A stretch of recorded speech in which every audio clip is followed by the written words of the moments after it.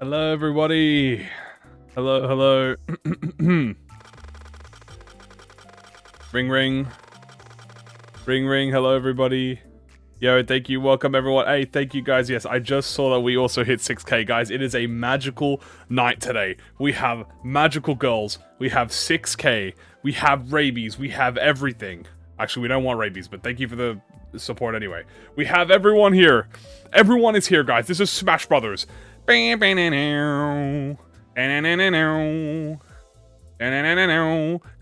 oh my absolute jeez. We have the vaccination. We can cook. Thank you all for the love and the support. We ain't stopping at 6,000. I told y'all, we're gonna beat E.G.O. That's the goal. So we need to hit 60,000. You hear me? I need times. I need pictures of Faust. And Don Quixote and Rodion. Alright, anyway. Hello, everyone. Once more, welcome. Hope to see you all here. Love you all as per usual. What are we here for? We're here for Don Quixote. And Rodion. And Ryoshu. And everyone in the and Gregor. And Mersault. And Otis. Okay? What are we here for? Guys, what a Walpurgis kit review. If you guys have not seen it already, I have uploaded a review on the YouTube channel of my first impressions and the general consensus of what these two kits are. But let me tell you something. If it was up to me, that shit would have been 2 hours long. Okay? Because there is not enough. Thank you on the thank you, everyone. I appreciate your congratulations. There is not enough time in that 30-minute video to go over everything. So, yeah, we've got a lot of things to discuss on. I tried to keep it yap-free, but I still yapped, okay? But today, we're gonna spend, I don't care how long we spend, we're gonna sit here and discuss everything about these IDs, and the E.G.O, and the Walpurgis patch notes. The patch notes are there too, and we have to talk about that too.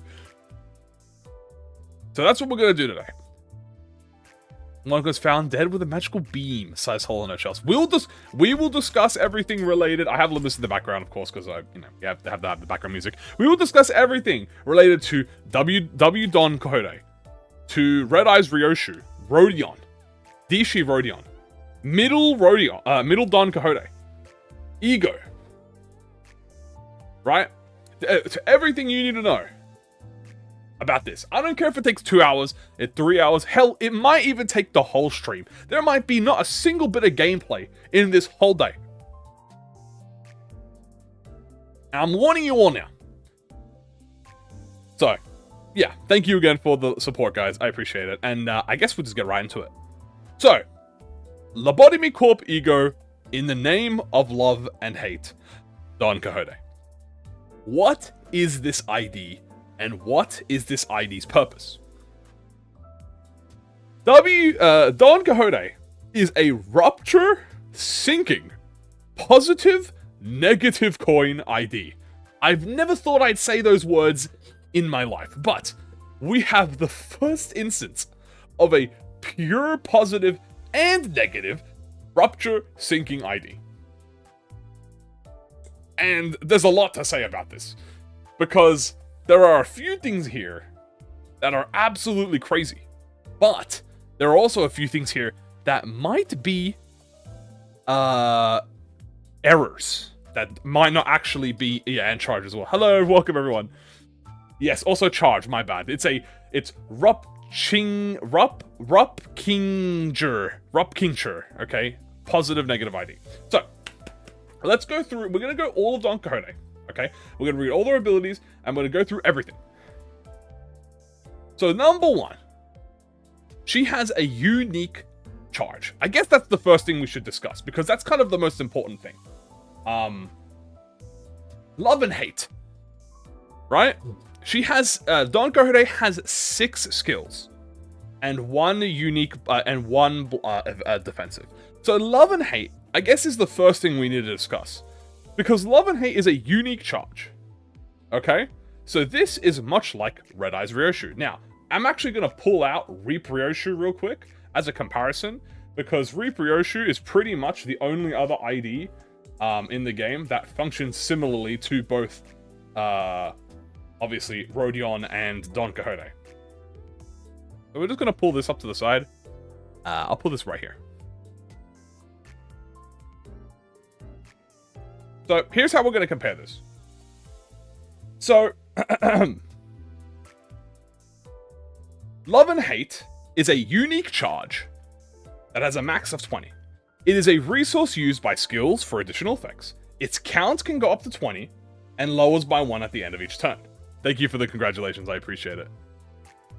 Interact, now here's the most important part of the line.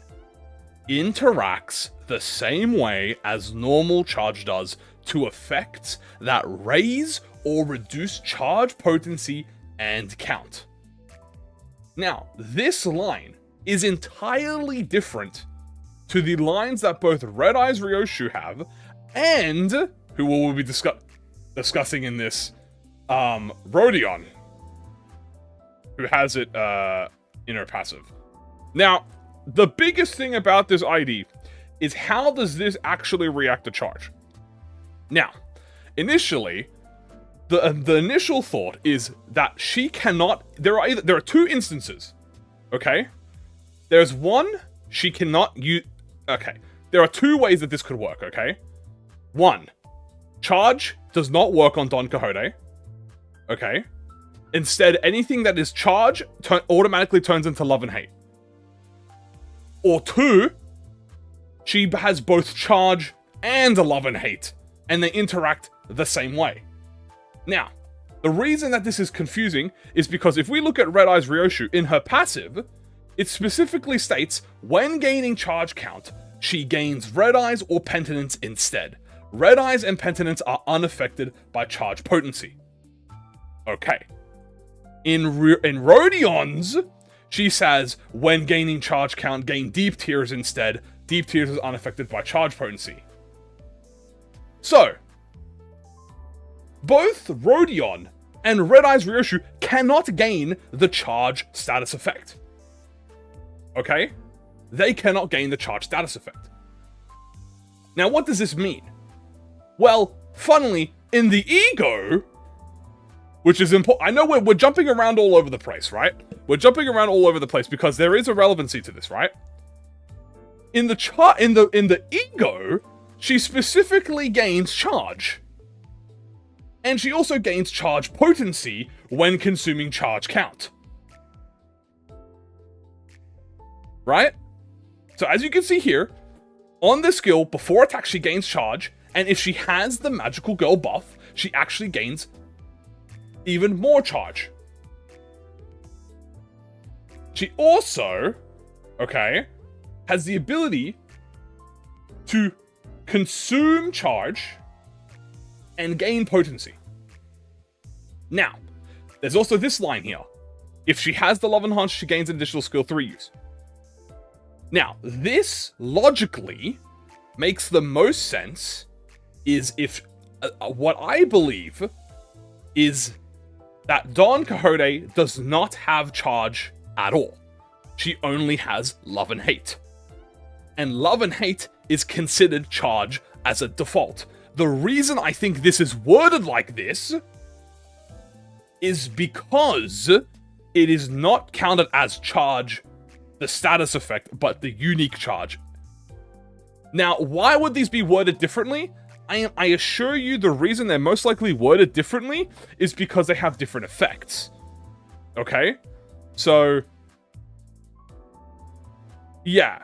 So the thing is, it has to be either due to gifts, it has to be due to E.G.O, right? It's a roundabout way of saying, yeah. But the thing is, it's either she has 20/20 or she has 20 flat. Also, thank you all for the follows. I appreciate it. Thank you so much. I am going to go under the assumption, okay?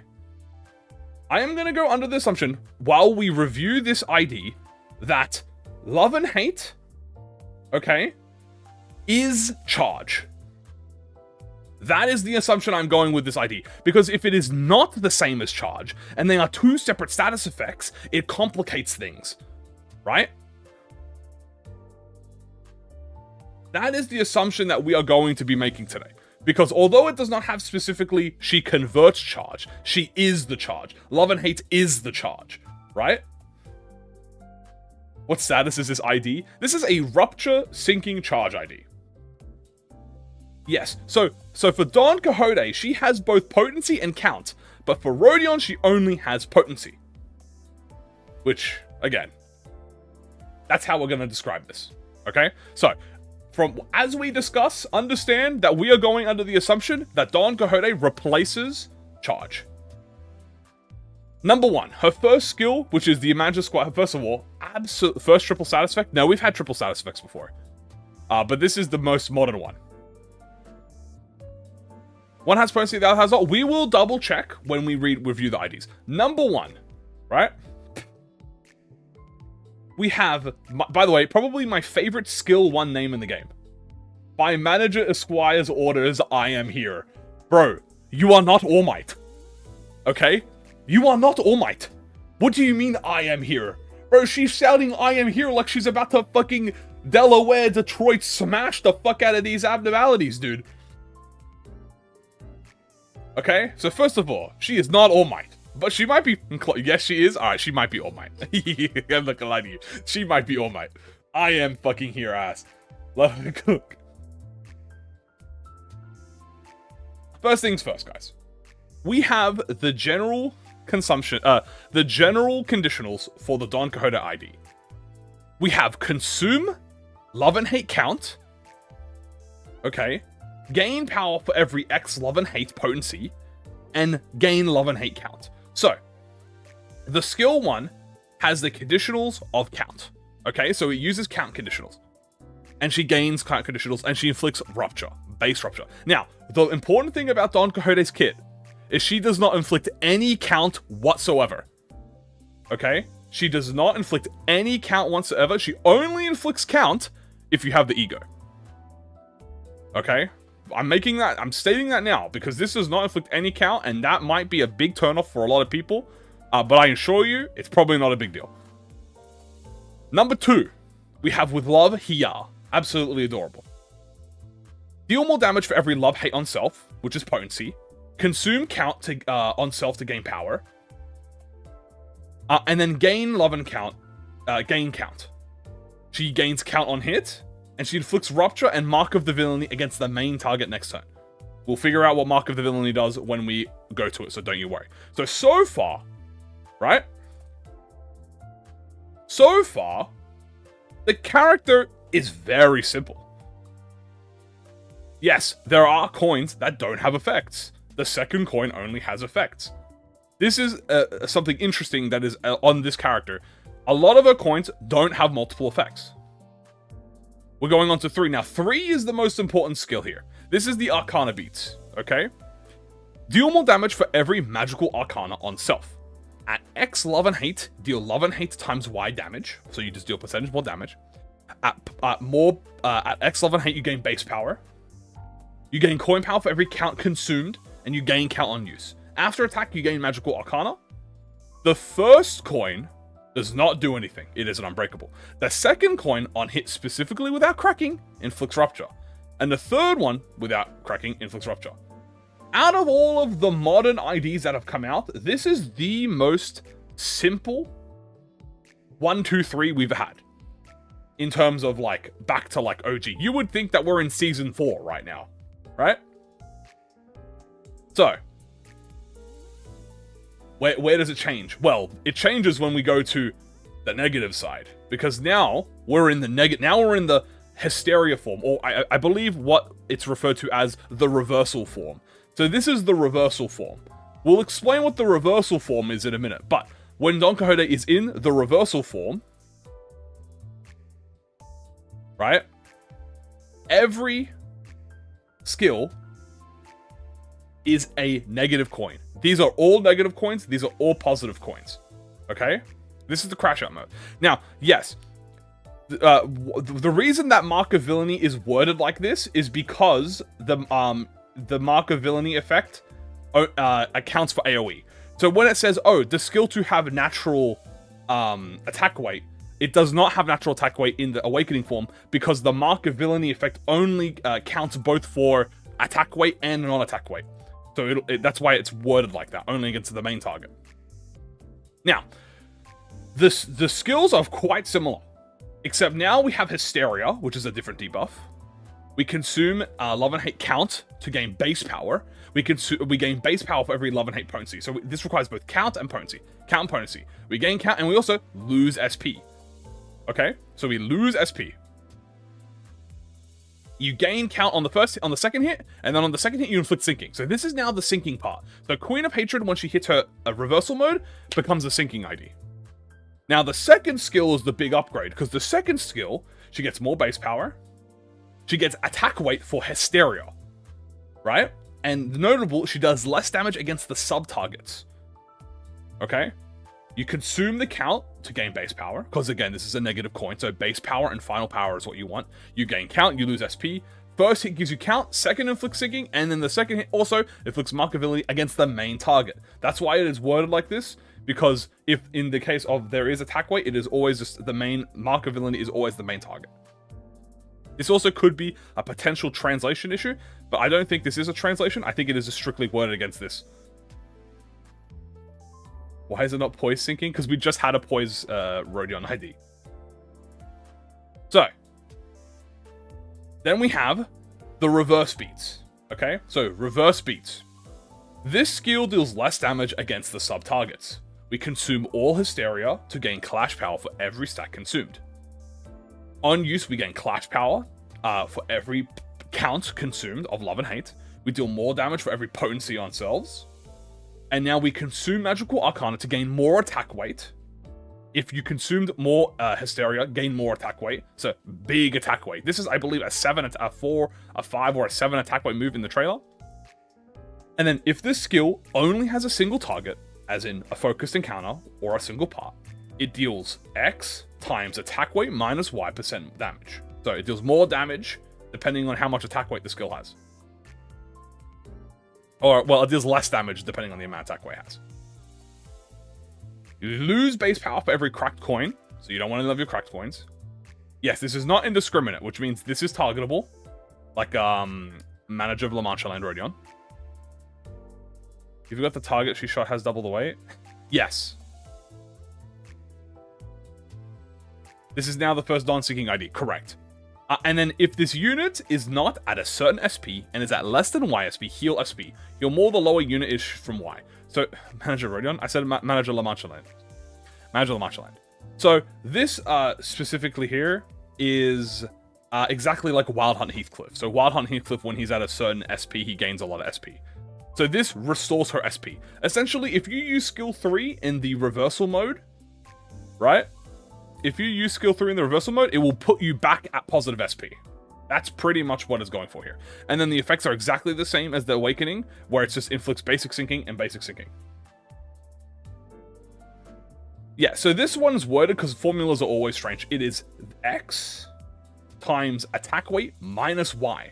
So it would be like 5 minus whatever the attack weight is. So it might be 5 minus 5 or something. So more attack weight might be actually reduces the damage. We're not sure. But that's the kit. And that's it. And you might think about, you're thinking, that's it? Yeah, that's pretty much it. She's probably one of the most simple IDs that have come out, considering her kit. But guess what? Boom! We got passives. Now, the passives are where we start talking about it. Okay, now we've got passives, and we've got actual status effects. So what in the gosh damn does her defense do? Simple clashable guard. Okay? Base power for Hysteria, and Love and Hate count. So Hysteria is her negative form. Well, not her negative form, but it's her like SP form. It's very strange. We have her passive.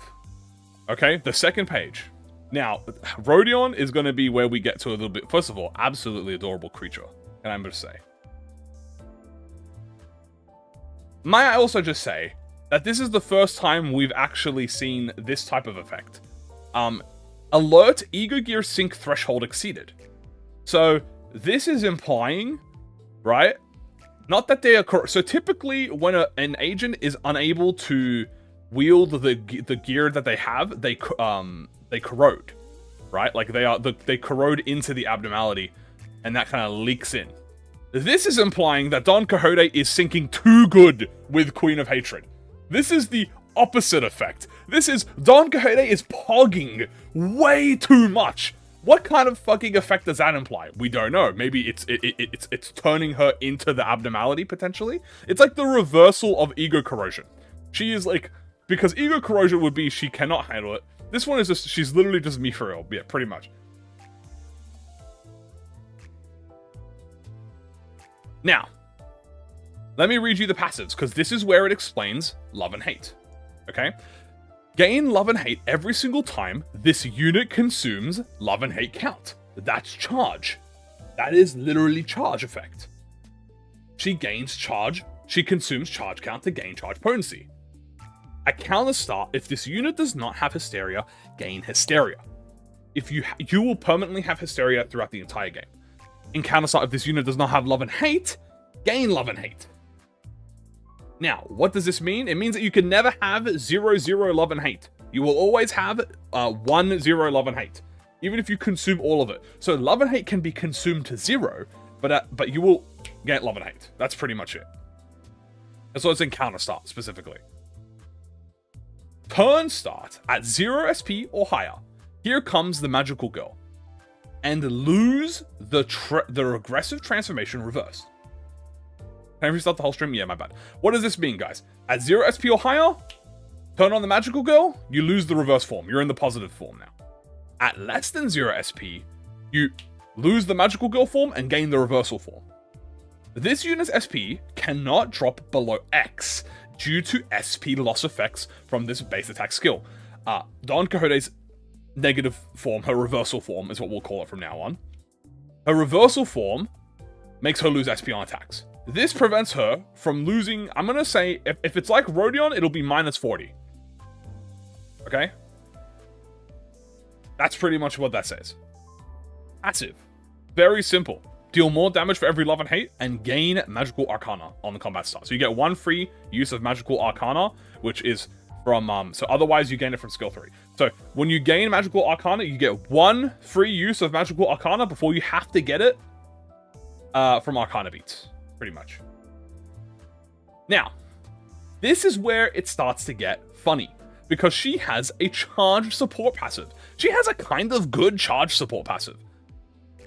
If among allies that gain charge count with their base attack skills, and one ally with the least count that uses a basic attack skill that gains count, when they gain count at 0 or high SP, you heal HP, and if you're at less than 0 SP, you heal SP. That's kind of useful. Especially because a lot of charge characters have weaker S1s, right? Because they require charge conditionals. So that's pretty cool. Not a bad W passive, like a charge passive to put on your team. It's only going to affect the slowest or the least ally, but the least ally is usually the one that's struggling. And then we have this. So here is all these buffs are pretty much just minor explanations. Here comes the magical girl. For this turn, this unit uses plus coin attack skills. Base attack skills deal more damage for every love and hate on self. When you have here comes the magical girl, you are a plus coin ID and you are inflicting rupture. Does she replace W Don? We will get to that discussion after. Don't you worry. Magical girl Arcana, which is a maxable stack one. So you get this on encounter start and every time you use skill 3. Base attack skills deal more damage. And at turn end, at X stack, and with Y or higher SP, change SP to Y. Now I'm going to assume what this means is if you have over 45 SP, you lose SP, and it kind of wants you to kind of go into the corrosion state or into the negative SP state, I think. Because it's a bit worded strange. So it's if at like 3 stack and within, say, 35 or higher SP, change SP to 35. So maybe it prevents you from being perma 45 SP. Right? I don't know. That's my assumption for Magical Arcana. We don't know. Mark of Villainy, very important. Okay? Because Markability takes more damage from Don Quixote flat, period. Only applies to the first target to receive the effect in each turn. Which means, if you AoE 5 people, only the first person is going to be hit by Mark of Villainy. Okay? But Mark of Villainy is affected by everything. Not just Don Quixote ID, E.G.O. Specifically, this works on E.G.O. This also works on other Don Quixote IDs. Why do I say that? Because the E.G.O. also inflicts Mark of Villainy. Okay? So the E.G.O. inflicts Mark of Villainy, not just the ID, which means you could run W Corp Don Quixote with the E.G.O. and inflict Mark of Villainy, which would still work. That's important. Then we have the Regressive Transformation Reversal, which obviously is, for this turn you use minus coins. AKA, this puts you in the sinking application. Then we have Hysteria, which is what you get at the start of the fight. And all that Hysteria does is it gives you, like, it's better when you're at lower SP. And this is, Hysteria is pretty much like the negative version of Love and Hate. Kind of. Right? Yeah, I'm a big fan of how positive SP is plus and minus is negative. It's really good. So Hysteria is pretty much, it's your big damage burst that you get when you have less SP. So you want to stack this up with your, when you're in negative or in the reversal form. And then you have Love and Hate, which is the unique charge. Yeah, this is the negative charge, guys, and this is the positive charge. Pretty much. And that's the kit. Dude, that's the kit. Now, a lot of people might come in and say, well, this is very, like, this is very, what do you call it? Like, you know, I thought there would be more. Right? Which I think is a valid thought to have, but you got to realize how much is actually going on in this ID. In under the coat. And we'll talk about that with Rodion, don't you worry. Because Rodion is the complex version of Don Quixote. Let me tell you this. I'm going to lay it out on the table. Queen of Hatred is a generalist ID. Okay? That inflicts Rupture Sinking. Okay? That has amazing numbers. Right? And is a general use case. You can put her on everywhere. I feel like that's the point. You could put her on your Envy Bleed team. You could put her on your Charge team. You could put her on your Sinking team. You could put her on your Rupture team. Fuck, you could probably put her on your fucking Burn team. She has 2 Wrath skills. You know? So, Queen of Hatred Dawn is the simplified version of a beats you senseless ID that inflicts Rupture and Sinking, right? We'll have to see the numbers. Now, it's always the values that essentially, you know, determine whether you want to use them or not. But when I mention that Don Quixote is the simple version, all right? That's when we get to Rodion. Now, Rodion, I'm not going to lie to you. Rodion is the glazed one in this one. Rodion is so much more complicated than Queen of Hatred. In fact, she's so much more complicated, I bet you people are not going to understand how Rodion works for like 6 months. Okay? I know I'm not going to fucking remember everything about her kit. Because you look at this and you go, oh, this doesn't seem that bad. And then you see this. And you think, what in the fuck? This is almost 3 pages. This is legitimately might have been the first 3-page ID. This is the passives. She has 4 passives. And we're gonna get there. You know? You're gonna get there. We'll get there. But first, let's talk about what Rodion does. Because on the surface, Rodion is very much like Queen of Hatred Don Quixote. First of all, absolutely fucking gorgeous. Second, let's read her skills. So she is a Gluttony, Envy, Pride, Gluttony. So she has two glooms, sorry. She has 2 glooms, Envy, and a Pride. Okay? Those are 4 passives. Yeah, we will discuss that, though, right? If Queen of Hatred is the win rate ID, like if you can win rate with Queen of Hatred, you are not win rating with Rodion. That's just what I'm saying. Now, let's discuss this. So we have 2 glooms, an Envy, and a Pride. Number 1. If target is sinking, gain coin power. At protective sword, gain clash power. Inflict sinking, gain deep tears, gain additional deep tears for every X protecting sword. Okay, very simple so far. She has deep tears, she inflicts sinking, and she has something called protecting sword, and it gives her modifiers. Okay. Number 2, with the power of justice. If the target has sinking coin power, gain clash power for every X protecting sword.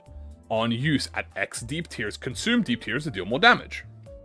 Inflict sinking, gain deep tears, gain more deep tears equals a sword. Okay, it's pretty much just a better version of the skill 1. So far, so good. Okay, very simple.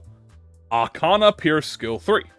If target has sinking, gain coin power. Okay, gain clash power for every protecting sword. Alright, we need to figure out what these protecting swords and deep tears are. At X deep tears, consume up to Y deep tears. Deal the stack consumed times multiplied damage. Gain base power for every stack consumed. After attack, if the target is defeated, regain half of the deep tears consumed by the skill. Inflict sinking count on the second hit.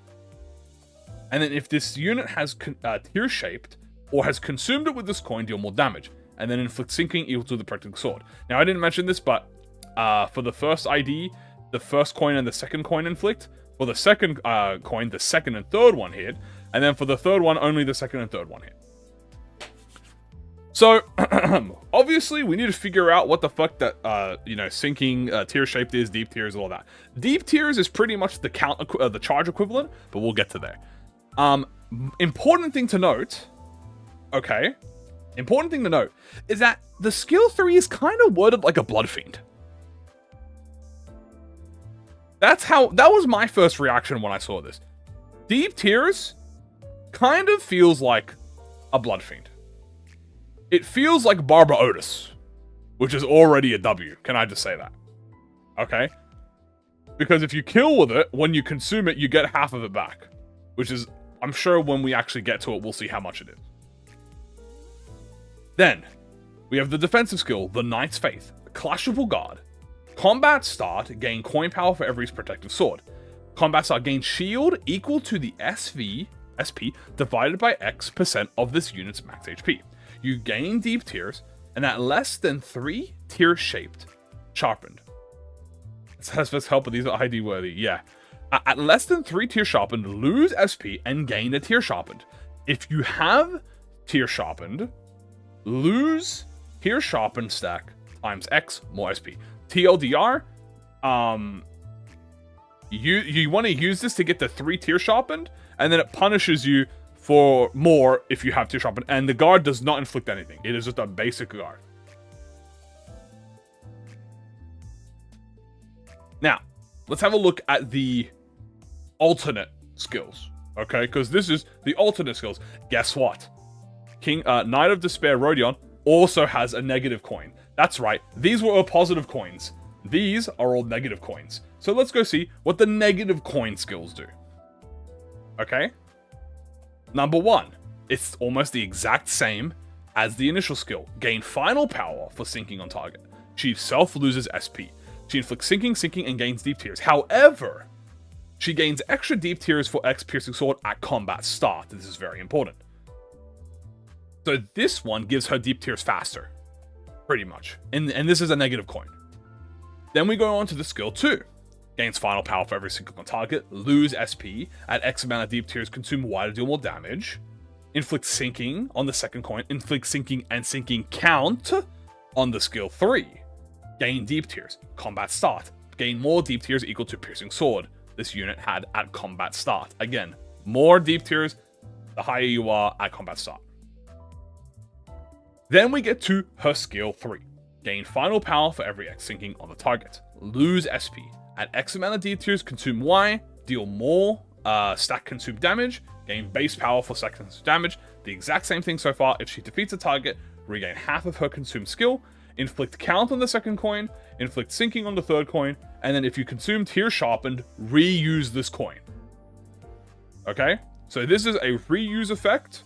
So she reuse the coin if this coin consumed tear sharpened. Now, what the fuck is tear sharpened, and how the fuck do we figure out what the fuck does any of this means? Well, we'll get to that once we use the counter. Weather to Pride. This is her clashable counter. Right, this is her negative version. Gain final power for every pierced sword. gain deep tears. At less than 3 tear sharpened, she gets the same buff as effect as the other one, where she gains tear sharpened, and if you have more than 3, you lose SP, and then she inflicts sinking. So far, incredibly simple. It's really kind of like Queen of Hatred Rodion. Queen of Hatred Don Quixote. Sorry, this is Rodion. Yeah. It's kind of like Queen of Hatred Don Quixote. And then the passives kick in. Okay. Now it starts to get a little complicated. Let's zoom in on this. Number 1. First, we have, again, another gear sync threshold exceeded. Rodion is too good at being Knight of Despair. Okay? Turn start at 0 high SP, gain Blessing. Use plus coin skills as a base skills. At 0 SP, gain Despair. Use minus coins as the base skills. So, Blessing is her positive form, Despair is her negative form. Just like how Love and Hate is Don Quixote's positive form, and Reversal is her negative form. And then she has the special passive that we spoke about. When gaining charge count, gain Deep Tears instead. Deep Tears is unaffected by charge potency. This is a strictly count-based character. Okay? Rodion is only count. She is not potency. Alright? Potency does nothing for her, unlike Queen of Hatred Dawn, who has unique charge, which converts charge into both charge love and hate. That is the big difference, guys, between Don Quixote and Rodion. Don Quixote replaces charge entirely, including potency and count, while Rodion's converts charge into her unique charge. Okay? That's the difference. Then we have the second passive. This is probably the most interesting passive on a negative ID, because this could potentially pave the way for the future of negative IDs. This unit's SP does not drop below -40 from the following effects. SP loss on this unit's base skills. SP loss from allied unit support skills. SP loss from the Tear Sharpened effect, and SP loss from an allied death in this unit's base factor decreasing sanity. In an encounter when this unit takes damage that brings its SP to 45, maintain this unit SP at -44 for that turn once per encounter. This only applies to SP damage. It does not apply to SP changes or consuming abilities like E.G.O. What does this mean? This means that you cannot purposely drop yourself below -40. If you are playing Enclair, you will have you would very much know that you have to consistently manage how to go below -40. You have to make sure you don't corrode. But with Rodion, she does not have to worry about self-corroding from base skills, okay? It is not base, it is not E.G.Os, it still counts for E.G.Os, but it's just base skills. Okay? And if you do corrode, you get one freebie. One freebie. Okay? If you lose SP. So if you get hit by sinking, or if you get hit by a sinking, like, consume SP effect. Right? Or if you lose the clash. No, because it strictly says damage. Right? So you have to take damage. So specifically, this is a nerf. This completely counters Blubbering Toad, the most powerful Zane 10 in the world, as we know. So, you can counter Blubbering Toad with this character. Now the third passive. That's right, I said the third passive. We're on to the third passive. If this unit has Piercing Sword, before hitting an enemy with a base attack skill, consume Piercing Sword to inflict sinking.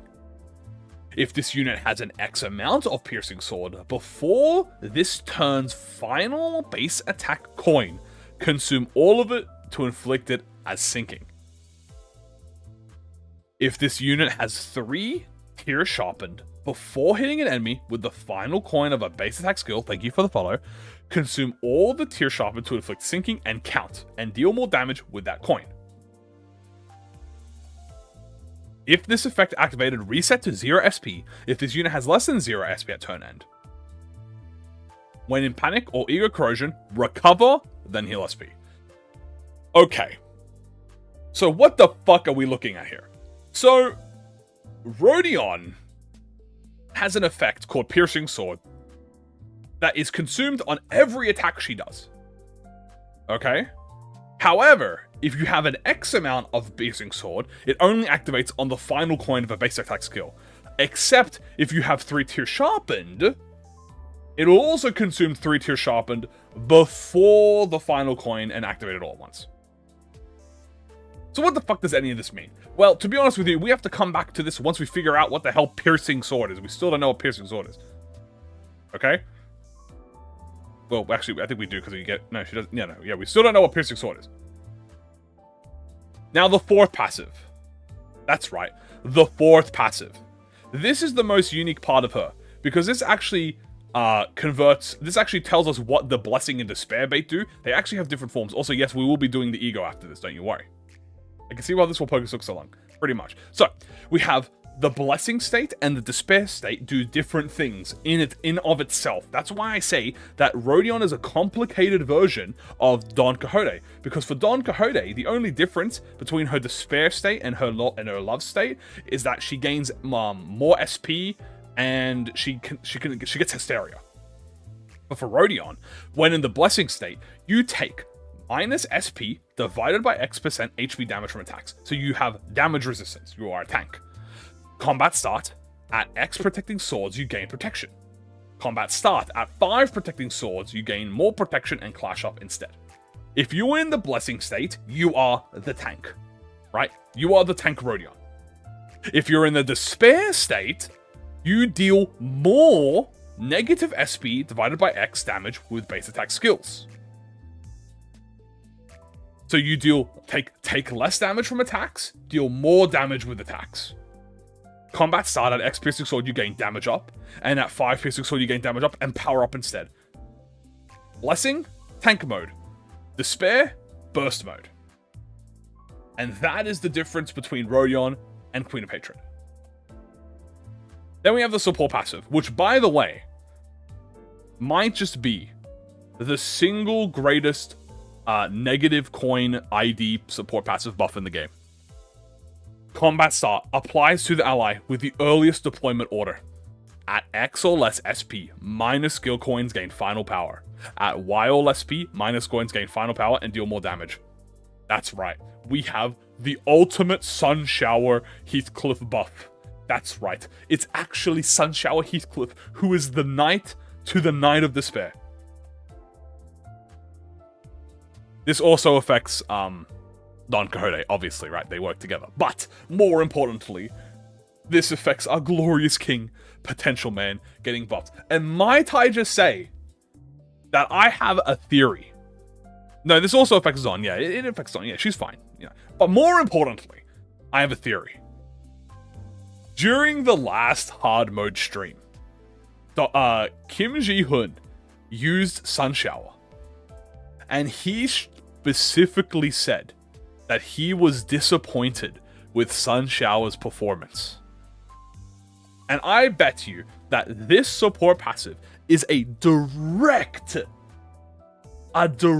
way of buffing Sun Shower Heathcliff specifically for that reason. And also Don Quixote, because she has a sinking form. But more importantly,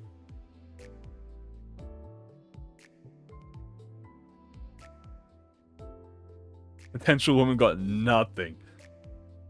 So that was all the passives, but now we have to actually read the status effects. So first we have Blessing, and now we finally see how we get Protecting Swords. Turn start, you gain the Protecting Sword for every X SP on yourself. When clashing ends, inflict sinking.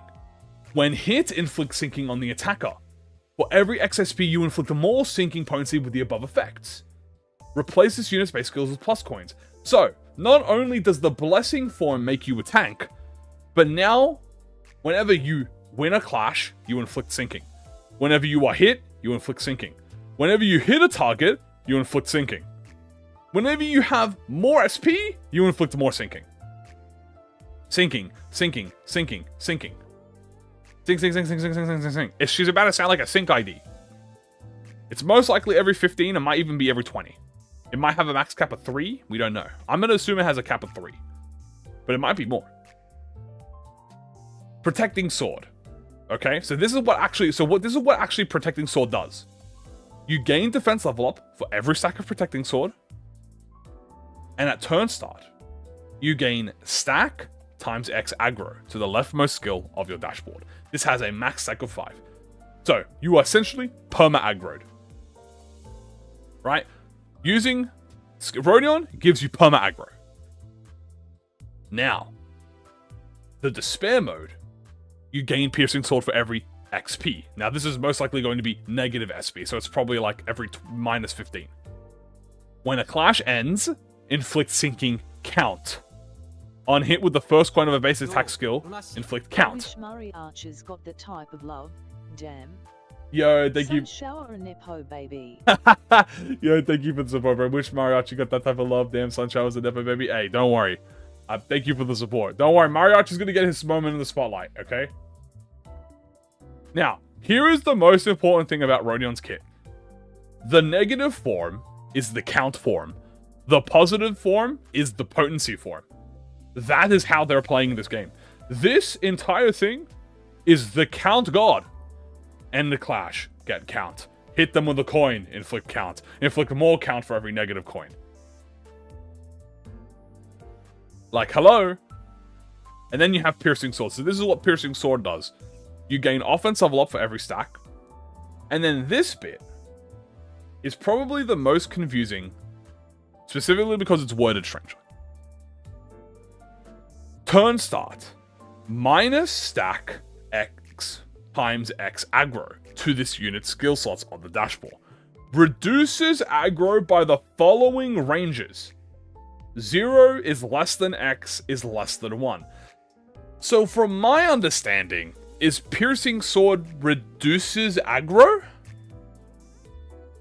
That's what I'm reading from this skill? It actually takes away aggro. Now the question is, how does this... I think it has to be because of Protective Sword, right? Like, because you can gain it at turn slot. But yeah, this removes aggro?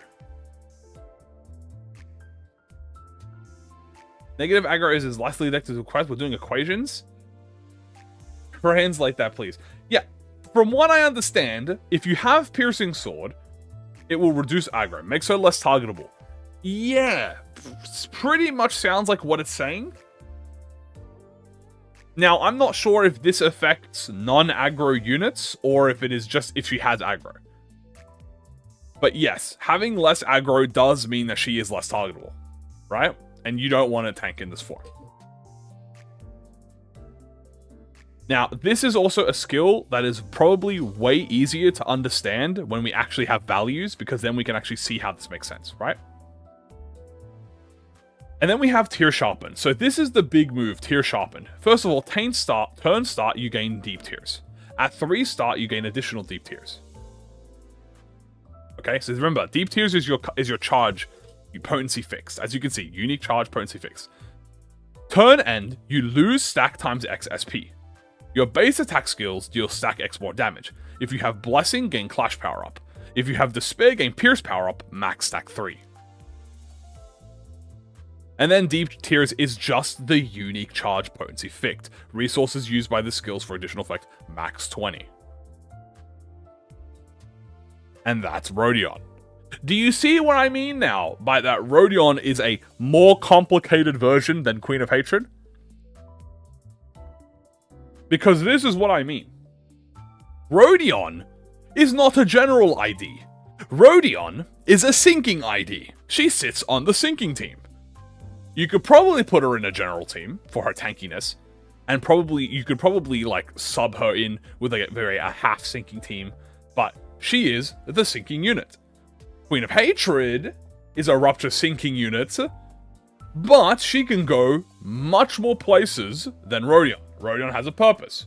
She has sinking conditionals. She wants sinking. Queen of Hatred does not have rupture or sinking conditionals, guys. She is a general unit. Rhyme Shank, go burr. Half the sinking, go burr. Inflicting sinking, go burr. Sinking team, general team.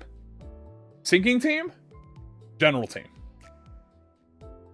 And both of them can use rags. Absolutely correct. Now, what about the E.G.O? Because we're not done yet. We have the In the Name of Love and Dawn, Don Quixote. And yes, I said In the Name of Love and Dawn, because I think that's cute. So what the fuck is this E.G.O? Now we have a new WoW E.G.O, which replaces Yearning Mokala. Okay? So this replaces Yearning Mokala. It is an Envy Blunt. It is another Envy E.G.O. Let's have a read. It is a 2 Unbreakable Coin. This E.G.O is a, obviously it's a Lobotomy E.G.O, so that means that it works with the ID, and it will state where it works with the base ID. Number 1. Before attack, you apply Magical Girl Chant to X plus Envy Resin divided by Y allies. If this unit has Here Comes the Magical Girl, apply Magical Girl Chant to Z, which I don't think we've ever seen Z before. Maybe once. Envy Resin divided by W, which I don't think we've also seen, random other allies. So, this has probably a cap of 3 or 2. This has probably a cap of 3 or 2, which means if you have the ID and you use the E.G.O and you have a max res, it hits the whole team. That's pretty much what it's saying, guys. So half of the team is hit by the first half. The other half of the team is hit by the second half. That's what it means, right? The third axis is involved. Then, here is the big thing. Before attack, you gain charge minus X attack weight. If this unit has Here Comes the Magical Girl, which by the way is the positive form. Strictly, this is the positive form. She instead just gains charge as attack weight instead. Charge being potency. Okay, so this is charge potency. Very specific as we say this, okay? So this is charge potency.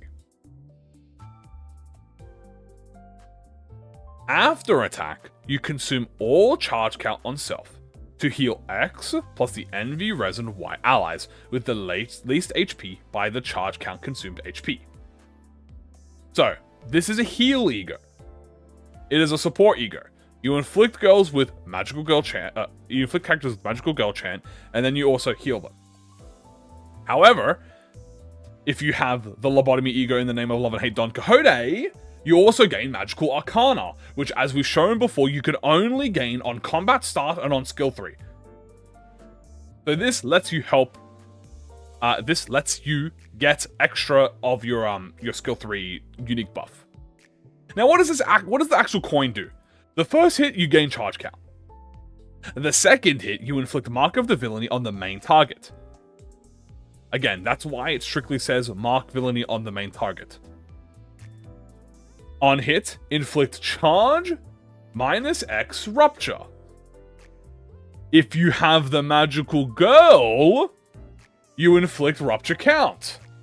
So now all of a sudden, you can inflict count if this all of a sudden, Queen of Hatred Dawn can inflict count if you have the E.G.O. This is obviously supposed to be used together. If you don't have the ID, you only inflict rupture. If you have the ID, you inflict count. The only rupture count she will get.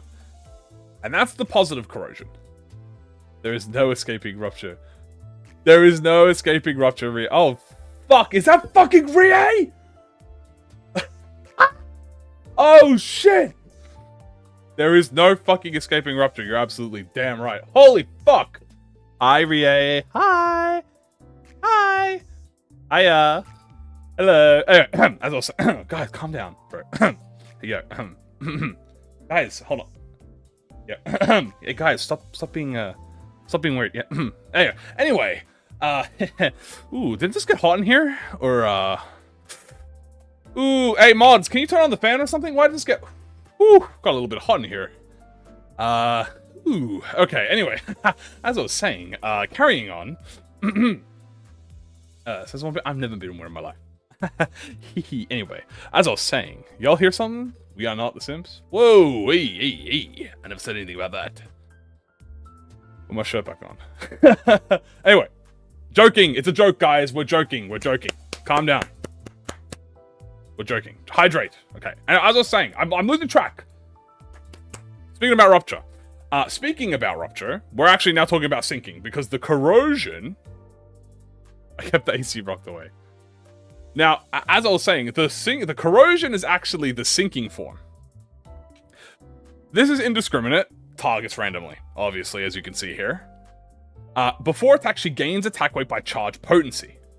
If you have the reversal effect, gain attack weight by charge plus X instead. So more attack weight if you have the reversal effect, which is obviously for the ID, absolute W.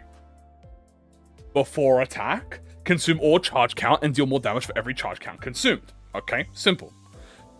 If the target has markability before attack, deal more damage for every charge potency. If you have Hysteria, you deal even more damage for every charge instead. Okay, so you have Hysteria, you deal even more damage. Remember, Hysteria is the negative charge. Okay, you're with me still? Hysteria is the negative charge. Before attack, you deal more damage for every X resin. Simple. Before attack, you lose base power for every cracked coin. I don't know what in this game you are going to lose this ego to. Maybe you lose this to the fucking hooligans, bro. Maybe that's why they were the target. Okay? But if you lose it, you lose the base power. Oh, also, if you have the Lobotomy E.G.O ID, you gain 5%. You gain Hysteria. So, you get even more Hysteria. So you get more negative charge if you use the negative charge. Absolute W. On the first hit, you gain charge count, as per simple. On the second hit, you inflict Mark of the Villainy, so it's exactly like that. And then number 3, you inflict charge X sinking. And then if you have the reversal form, you inflict sinking count. So, legitimately, these two pretty much work identical. Except the corrosion has more attack weight. And probably more damage. But, yes, you do in fact have rupture and rupture count, and sinking count. And then you have the passive. So let's have a read of the passive, shall we? Here is the Arcana passive that we were talking about at the beginning of the stream.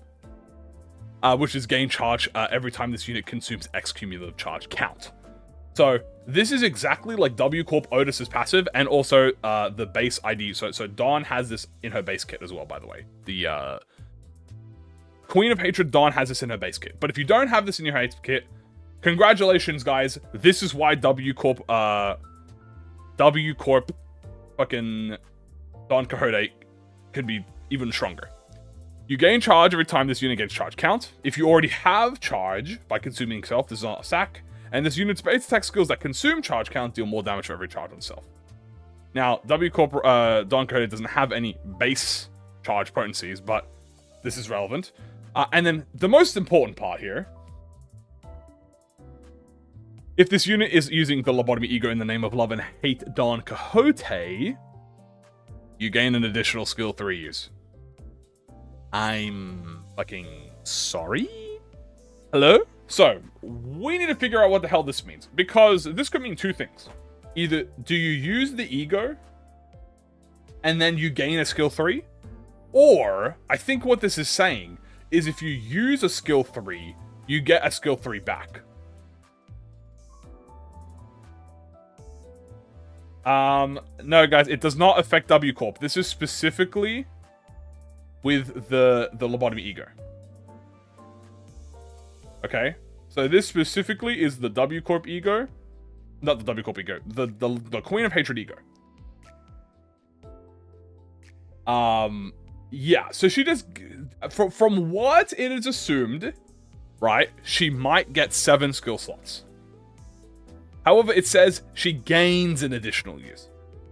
So, let me get the... Hold on. I'm getting the paint tool, guys. Let me get the paint tool. Alright, I'm getting the green marker. So, everyone, look at the marker. So, guys, look at the marker. Ooh, follow the marker. Anyway, so, skills in Limbus Company. Okay, you have a skill 1, 2, and 3. Each skill has... Thank you for the follows. Each skill inside of it has a number of uses, or times that it can appear. Skill 3 has 3 total instances. Skill 2 has 2, and skill 3 has 1. Sorry, skill 1 has 3 uses. Skill 2 has 2 uses, and skill 3 has 1. This makes up the deck.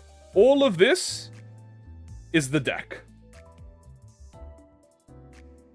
Okay? That's how Kim Jae-hyun describes it.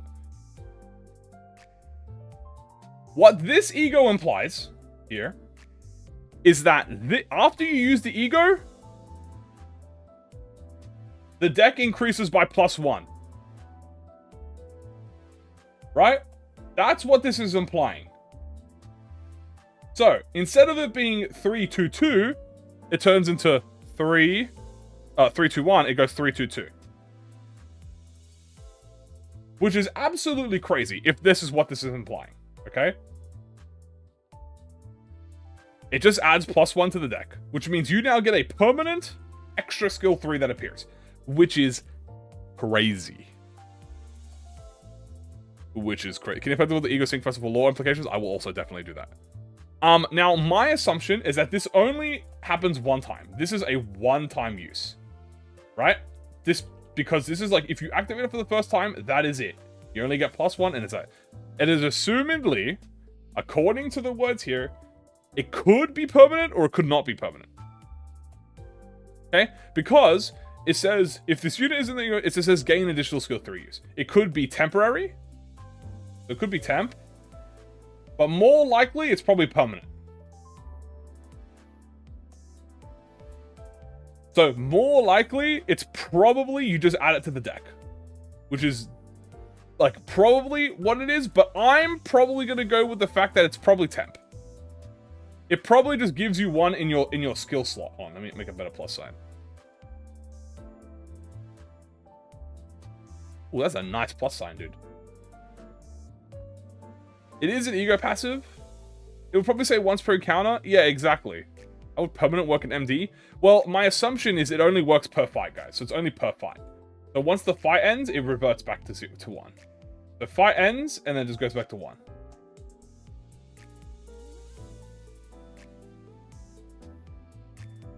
It is most likely permanent.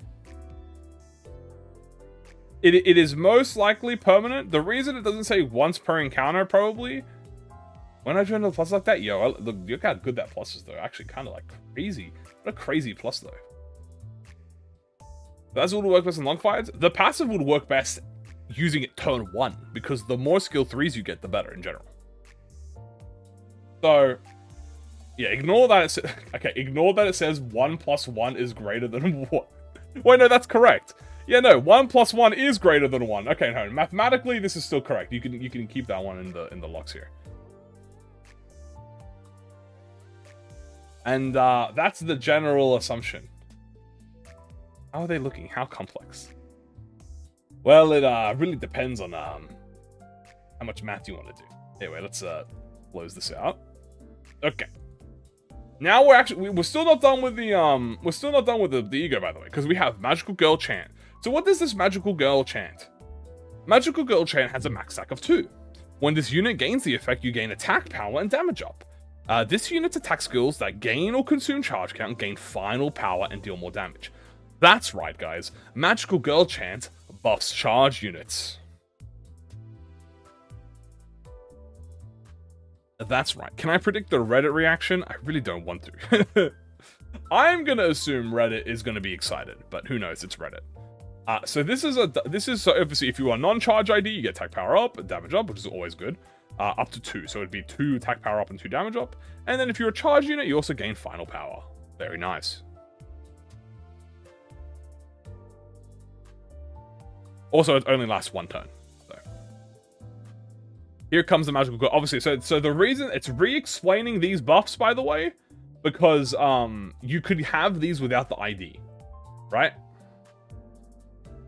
So here comes the Magical Girl. Obviously, it's just the plus coin. We already know what Magical Arcana does. That's her stack up. Mark of Villainy, we know what that does. We know what Reverse does, and we know what Hysteria does. So these, if you use this E.G.O, guys, without the ID, you gain all of these effects. Pretty much. Well, at least it explains to you what the effects are, because you kind of need the effects. And that's it. This E.G.O Kaido combo be meta defining. I really don't know, since it'd probably do a lot of damage. I think it probably will be very strong, yes. But it indubitably must. It would probably be indubitably quite strong, yes. Indeed. But yeah, that's probably going to be what the what it's about. It's a good charge support. So yeah, that's these girls. How do we feel? Now, there's a few things we need to talk about. Let's talk about this in reverse. Okay? Let's talk about this in reverse. So now we're going to talk about, what if I don't have the ID? What if I do not own Queen of Hatred Don Quixote, and instead I own W Corp Don Quixote, or even Middle Don Quixote? Well, one thing's first, okay? That this E.G.O probably will benefit you more if you're using W Corp Don Quixote over Middle. Because Middle will most likely prefer Yearning. Okay? But this is, in fact, a WoW charge. Okay? Without it's a weak E.G.O? Absolutely not. It just doesn't use its full effects. You don't gain Rupture Count. Right? You don't gain Rupture Count. You don't gain Magical Arcana, which you don't matter if you don't have the ID. It is a little bit lower attack weight on the main one, and you only affect half the buff. So only half of the buff is affected. It's a little bit harder to get attack weight. Not impossible, just harder. And you can't inflict Rupture Count. Which, if you're using W Don Quixote, I don't think your worry is inflicting charge count. Okay? The corrosion is the exact same thing. You don't get the... So the corrosion wouldn't matter, because if you're using W Don Quixote, I don't think you're using this for the corrosion effect. Lunacy charity for the poor managers in need. But specifically, you benefit from the passive. Strictly speaking, that you gain charge potency. So you can consume count on self to gain charge potency. It's mid? No. This is a charge ID that buffs charge. Now, be like, why would I use this instead of Telepole? Well, you could use Telepole, sure. But this affects the, this gives final power, it gives damage, it lets you consume it into potency, which I think would only really be relevant in, I think, probably MD. It's probably only relevant that she converts to potency, but more specifically, yeah, you get the magical go buff. This is it probably does also, it probably does a fuck ton of damage. What do you mean you get both? You get both what? Oh yeah, no, sorry. Yeah, no, no. That's what I'm saying. I know you get both. I'm saying. What I'm saying is, why would I activate this over Telepole first to get charge count? Because this is you don't activate this to get charged. Typically, you activate this to buff charge people.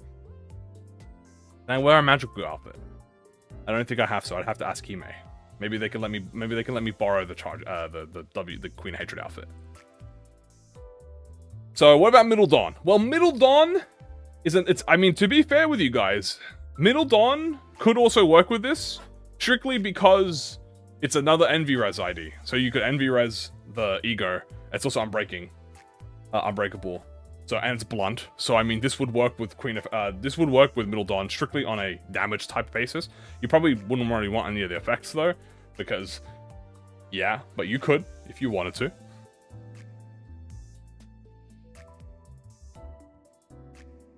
He self-focus and his passives? Yes.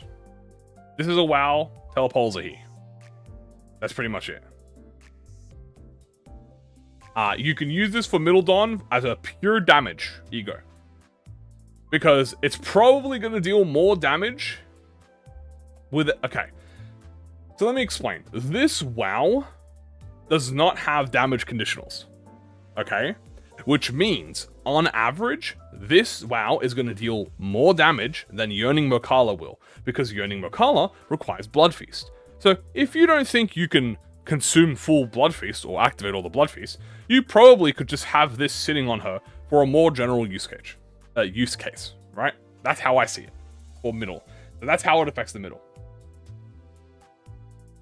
Alright? You probably want Yearning, because it's better for a longer fight and has better bleed, you know, things you work with. But if you're just looking for pure burst of damage within, I'm talking like 3 or 4 turns, Mark of Villainy is amazing. Especially on middle Don Quixote. Guys, dude, imagine you inflict Mark of Villainy on someone and then you hit them with the fucking 4 envy, like the 6 envy res counter. Skill 3, right? So, yeah. There you go, right? Because the important part about this is the Mark of Villainy and the Magical Girl Chant. Because you still gain attack power up and damage, by the way. So, yeah. This is still entirely independent. You could use this on any Don Quixote ID and benefit from it because you inflict Mark of Villainy and you gain and you buff your friends with attack power up and damage up. At the end of the day, that's the bare minimum, right? And you also heal people. So it heals, which could be used on a middle team. It inflicts the middle debuff, the villainy debuff for yourself, and it also buffs your allies.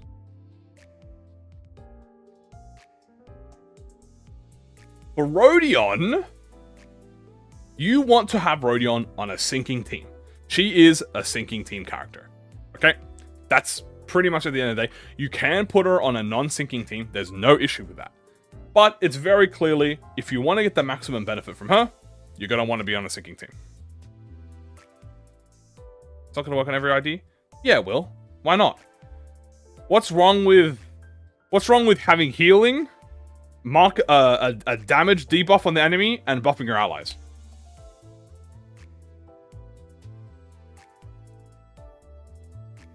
Like, I would rather that than Yearning Mokala on 99% of my Don Quixote IDs.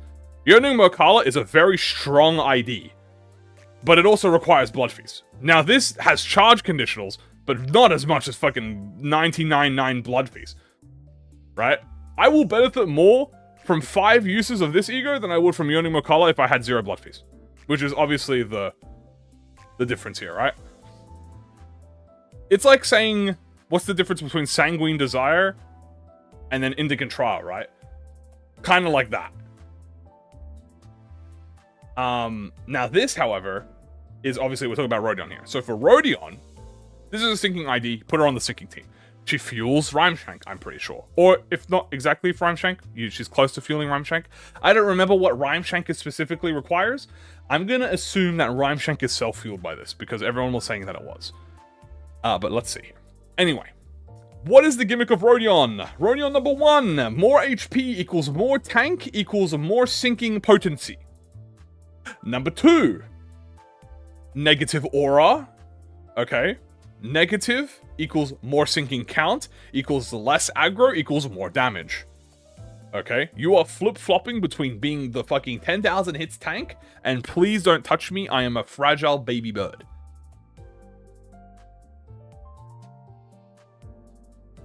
Ready to kill Dishi? Now that's another argument. That's actually something we're going to discuss. Is she more immortal than Dishi? I don't know. I don't know. I think she will be more sinking useful than Dishi. Will she be replacing Dishi? Dishi is one of the best, like, sleeper ID. Like, she is an incredibly good ID. She has consistent coins. She has a gazillion shield. She applies general neutral sinking. And she has fat damage. Also, the big difference is that she is mono blunt. This is mono pierce. So, yeah. Is this negative coins? Only half of her kit is negative coins.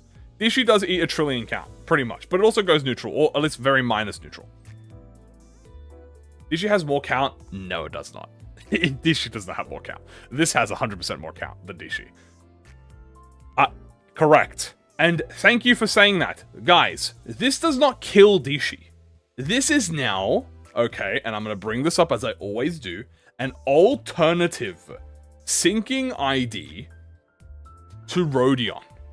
We have now hit the tower, okay, of having 2 sinking IDs, 2 tank sinking IDs on a character that serve 2 different purposes and are not entirely meant to replace one another for every situation.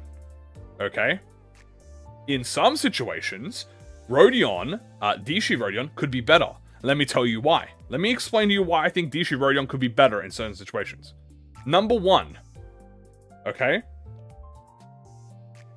What happens if you can't manage your SP? If you can't manage your SP, say you're losing badly, and you can't manage your SP. Yeah, you'll get one freebie of corrosion, but your Rodion will perma-corrode. On this, your Knight of Despair will perma-corrode if you cannot manage, like, your encounter. Dishi Rodion, you don't really have that problem. She doesn't lose SP on her attacks. She just right? So, that's one issue. If you feel like sinking your sanity is going to be hard to manage, then Dishi Rodion is superior. Dishi is most likely going to get more shield per skill because the discard deals a lot of discard. Now, we don't know the value of the discards here. Now, she does get shield from her blessing passives, okay? So she does get blessing, she does get defense level up, she does get shield. We don't know how much.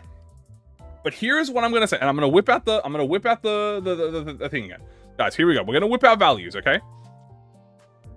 Let's assume, okay, that D is for Dishi, and D, okay, and K is for Knight of Despair. Okay? So let's assume that this is Dishi, and this is Knight of Despair. Now, in terms of shield, okay, let's say that this is 100. This is 0. Now, this scale affects both of these, right? Here is how I believe the Knight of Despair sits. I believe the Knight of Despair sits like this. Or even like this. She has, you know, about midway worth levels of shield. You know? She doesn't really have like 100 shield. She sits at like maybe like a 20, 50. You know, like Reaper Yoshu, guys? Reaper Yoshu has like a 20, 30 shield. She probably sits on that. Dishi Rodion, however, now the problem is this is like perma. So throughout the whole fight, she's probably sitting on this. Dishi Rodion, however, is more like this. Oh, like this. That's Dishi Rodion. So Dishi Rodion, she gains a fuck ton of shield and then she loses it on the discard. She gains a fuck ton, she loses it. But she has a more higher shield gain on average than the consistency. Actually, so it'd probably be like this. Hold on, it'd be like this. There you go, following my graph. So assume this is 0. Actually, if it's 0, I gotta lower this more. There we go. So this is Dishi Rodion, where at peaks, you will have higher shield. And then Knight of Despair, you will have lower shield, but it's more consistent. This is useful, because maybe you don't need 100 shield all the time, guys. Maybe you only need 100 shield when you're fighting the bull, and you need to clash the 3-coin blunt charge that comes at you. Also, weaknesses are going to be a big thing. Right? So, if this is weak to blunt, and she's resistant to... No, if Dishi is, like, weak... What is Dishi weak to? Are they weak to, Is she weak to Pierce, I think? I know she's resistant to blunt. Anyway, she resists blunt. Okay? And Queen might be weak to blunt, which blunt attacks are very strong. So, she could be weak to it. You don't want to bring her to a blunt fight. You can bring her to a... You know, you want to bring her to a blunt fight.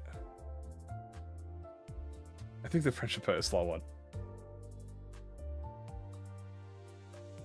So there you go. That is the shield dilemma here. If you want to play as brainless as possible, I do think if you want to focus less on like thought, you probably want Dishi. Anyway, that's the shield comparison. Now there's alternate comparisons as well, don't you worry. Because we have what about syncing application? Well, sibling application is easy. Okay? Yeah, she can also drop her stag, which makes her even more tankier. Syncing application, well, that's a no-brainer. Dishi Rodion is pretty middle to minus on her syncing application and her count. She is neutral, but that's not her purpose, right? She has it as a treat. pretty much. And she doesn't inflict more of it like Mersault does, right? This Rodion, however, is the sinking god. If there are winning clashes, yes. But Rodion has specific things that make it so that she eventually loses SP. If you have an X amount of SP, she loses SP. So, Rodion, Knight of Despair, has a 1 limb billion more sinking application, both potency and count-wise. Right? And also aggro. Oh, they both have aggro. I'm pretty sure they both have... Yeah, I'm pretty sure Rodion... Yeah, they both have aggro. So they both have aggro. But this one has a lot more consistent aggro, I guess, if you want to say that. A lot more consistent. That's the difference between this Rodion and the other Rodion. This Rodion is harder to play because you have to manage your SP, but you're more consistent. Alright? The other Rodion is much more wild depending on her consistency. You could either be up really high, you could be up really low. It really depends.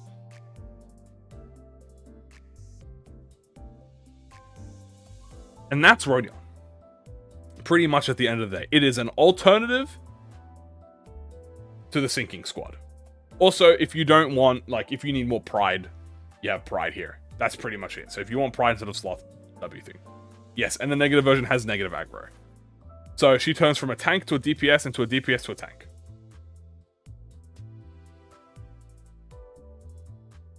And then we have Queen of Hatred Dawn KoD. So Queen of Hatred Dawn KoD is a general unit. She is, you slap her on a team and you work around, and you let her do your thing. She's kind of like Ryoshu. Ryoshu is a bleed unit, don't get me wrong. But you could slap Ryoshu on any team and she will manage by herself. The reason for this is because Queen of Hatred Dawn does not have rupture or sinking conditionals. She has charge conditionals, which almost is like exactly like Ryoshu. You could put Ryoshu on a charge team and she works fantastically well. You could probably put Dawn KoD on a charge team and she works fantastically well. You don't have to. W Otis has program and charge potency to W units, right? That's load you're thinking of, I believe. On potency, I think it's just anyone. So, Donkey, the little creature that she is, you could slap her on a rupture team, you could slap her on the sinking team, you could slap her on a charge team. Fuck, you could probably slap her on a fucking tremor team if you want. I mean, she has a tremor ID specifically, but you know what I mean. Comparative to Rodion, she can fit on at least 4 teams. Right? She is self-sufficient, much more than Rodion is. Rodion really does require assistance, right? But Dawn KoD, not so much. You leave her on the field, she does her own thing, exactly like Ryoshu. Now, if you have the E.G.O, right? Now, if you combine the E.G.O with it, all of a sudden, you have activated her rupture side of the skill. Rupture and actual status infliction. Because now you can use the E.G.O, you can inflict rupture count, you can inflict sinking count if you can. Yeah, depending on how much it is, we don't know.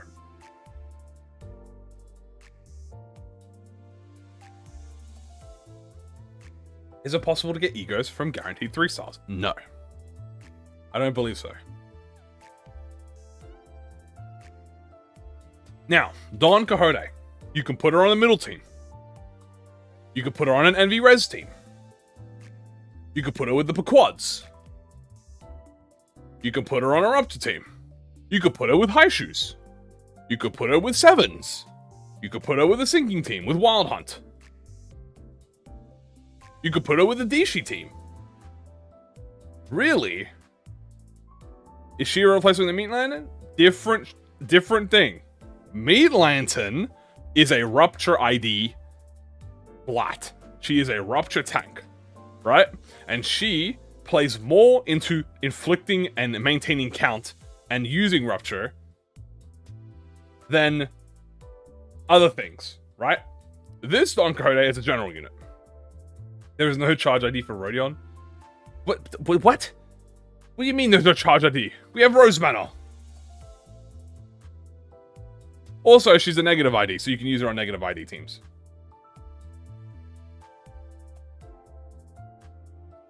Unless Rupture has Wrath again.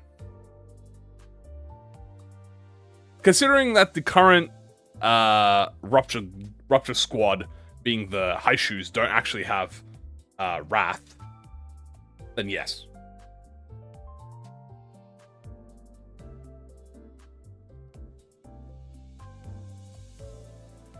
Can I blame them? What do you mean? No one nuke both Rupture and Sinking stacks. I wouldn't count her for any. But, like, that's irrelevant. Because have you seen Rupture nowadays?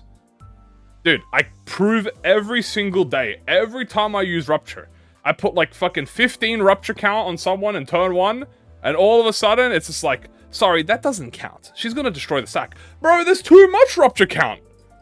If you're using her on a Rupture team, right? There are 7 units in the game now. If you're using her on a Rupture team, let's assume 6 of your other units are going to be focused entirely on the count. You can save 2 to 3 skills of Rupture. You know, it's not that bad. Okay, guys? If you are playing a Rupture team, okay? If you are playing, and especially if you have the E.G.O. Let's assume you don't have the E.G.O. Okay, because E.G.O. is harder to get. Let's assume you don't have the E.G.O. Okay, what is Rupture? Okay, Don KoD, she fucks up the stack. Okay, technically, yes, she fucks up the stack, but guess what? A block doesn't fuck up the stack. So, theoretically, you could just sit on her block if you want.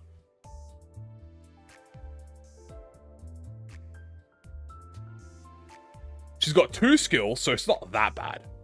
The only big one you can say, okay, it's the skill 3 and it inflicts Rupture. But at that point, are you not just using the Rupture? I don't think she can function outside of Rupture, outside of MD. Absolutely incorrect. I'm sorry. Outside of MD, it's the easiest to ever have been Rupture in my life. I have proven and have shown physical evidence. I will continue to show physical evidence of me using a Rupture team and inflicting like 12 count on turn 1 to 2. Okay, if I have 12 count and like 3 potency on turn 1 to 2, what's the fucking point of the count if there's no potency to it, right?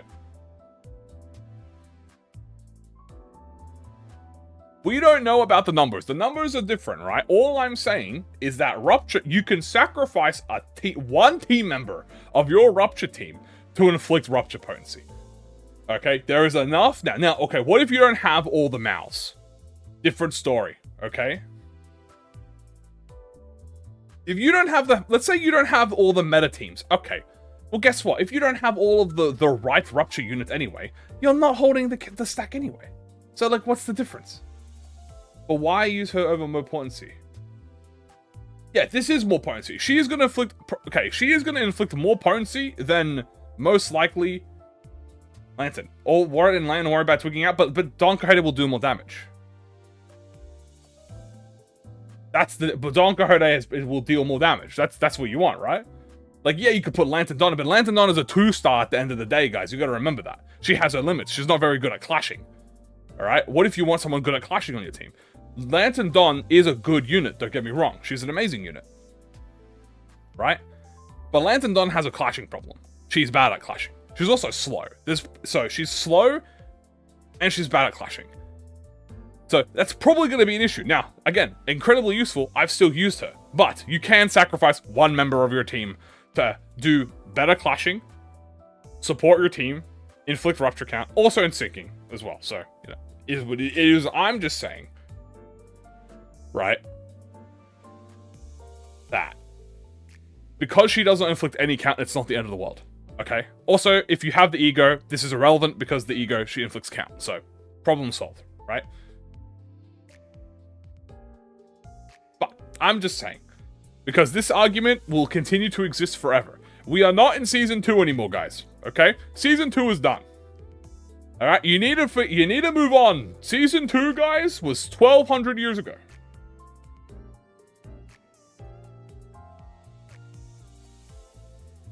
See, okay, but you're thinking too hard on the Rupture and sinking. See, that's the difference, guys. Guys, you're thinking too hard about the infliction. It was never about the money, Spider-Man. Yo, thank you for the follow. How often are you going to use it for the count? It doesn't matter if you use it for the count, because that's not the point. You don't use Rodion because she inflicts bleed, guys. That's what I'm trying to understand. That's what... Do you finally get it through? That's what I'm... Hold on, I'm pulling up Ryoshu right now again. Because again, perfect example. You don't use Ryoshu because she's a bleed unit. Yes, she's a bleed unit. But you don't use her because she's a bleed unit. You use her because she's a fucking animal on her own. Right? That's why you use Ryoshu. It just so happens that she inflicts bleed. Let me get the... I gotta whip out the red eyes again, Ryoshu. Because red eyes Ryoshu is pretty much the perfect example. Okay? So red eyes Ryoshu. Let's have a look at red eyes Ryoshu. What does she... Okay, I'm about to say this. She inflicts 1 bleed on skill 1, 2 bleed on skill 2, and 3 bleed on skill 3. Okay? And everything else about her is her red eyes and pentant stacks. Okay? And that's it. Obviously, she inflicts more bleed put on the red eyes, and then she gets more SP based off her penance. But when Reap came out, dude, okay? When Reap came out and people saw the bleed infliction, they thought, damn, wow, Ryoshu sucks at bleed. She doesn't do any bleed count. Shit, how am I supposed to use Reap if I can't clash, win, and bleed count? Bro, she does 600 damage on Ascended skill 3. Fuck the bleed count. Fuck the bleed count, she kills them! Right? This is the same argument I'm making for... This is the same argument I'm making for Don Quixote. I'm not saying... Okay, and you gotta understand me when I'm saying this.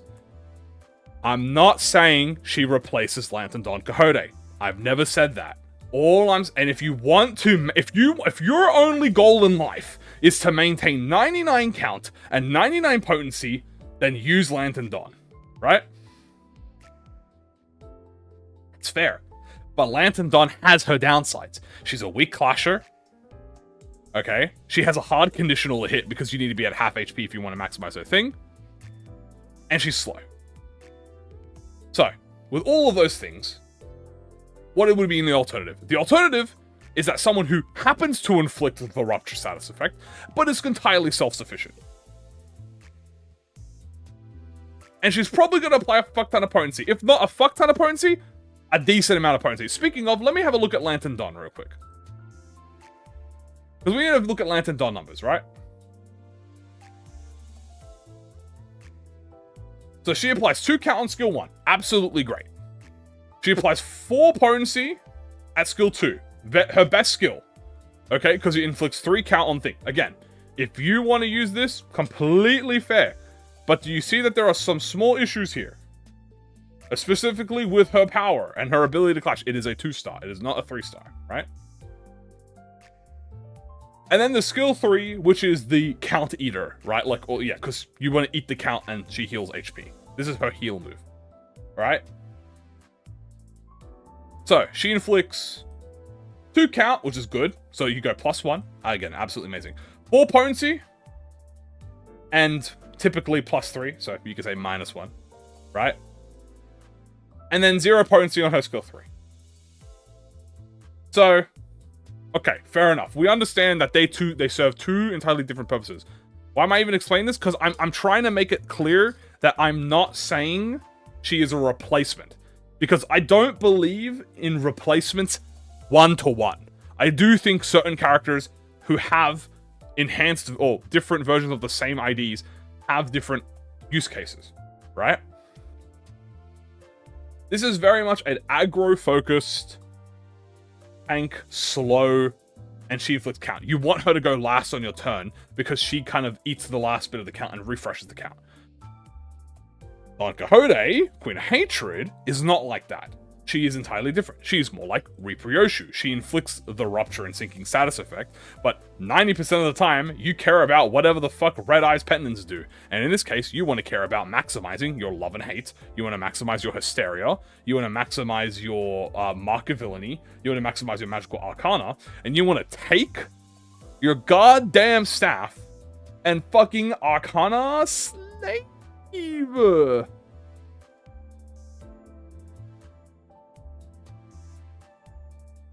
7 Faust is greater than Malfaust? Okay, so 7 of Faust still has some W's in her. Hey, look, 7 of Faust applies weakness allies, okay? I'm not going to talk about 7 of Faust. That's a different story. Do I think this could replace middle? I don't think it replaces middle.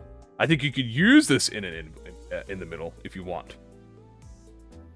If you want to use this, but yes, you can definitely use this in a resin team. But the thing is, guys, guess what? She has the same amount of envy as that middle Don has. I think she has 1 less envy, maybe. Envy, envy. And this becomes envy when you use skill 3. So she has the same amount of envy. Pretty much. Okay, technically Queen has more because she has 3 base, but... Still incredibly possible to have her with if you want to use on this team. It depends on how envy res you want to make your team. I think that's the point. If you have a full envy res team, and they are charge units. Okay, here's the thing. All right, here we go. If you are doing a full envy res team, and every single character in your team is a charge user, then you want to run Queen of Hatred. Because the E.G.O buffs W Corp users, it is an envy res charge E.G.O. So if your envy res team is entirely consistent of charge users, then yes, you want to use W Corp Don. If your envy resin team is consistent of brawlers that are not charge units, you probably want to use middle.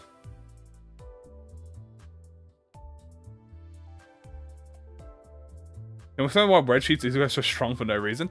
That's another point. I completely forgot to mention that she has red sheets in the battle pass. So let's talk about red sheets. Because red sheets is fucking good.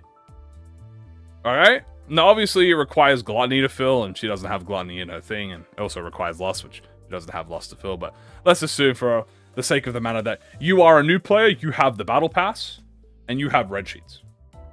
Okay? And let's be fair, let's assume that you don't even have thread spin. Let's just say thread spin 3.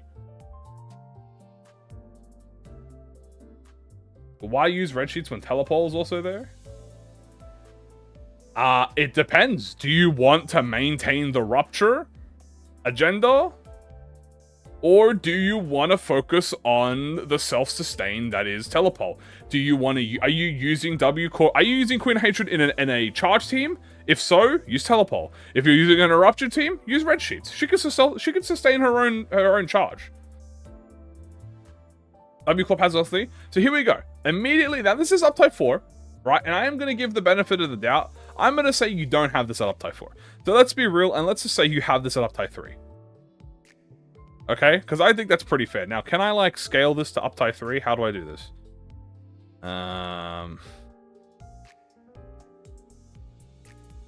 You know what? Better yet. Hold on. I have the game open.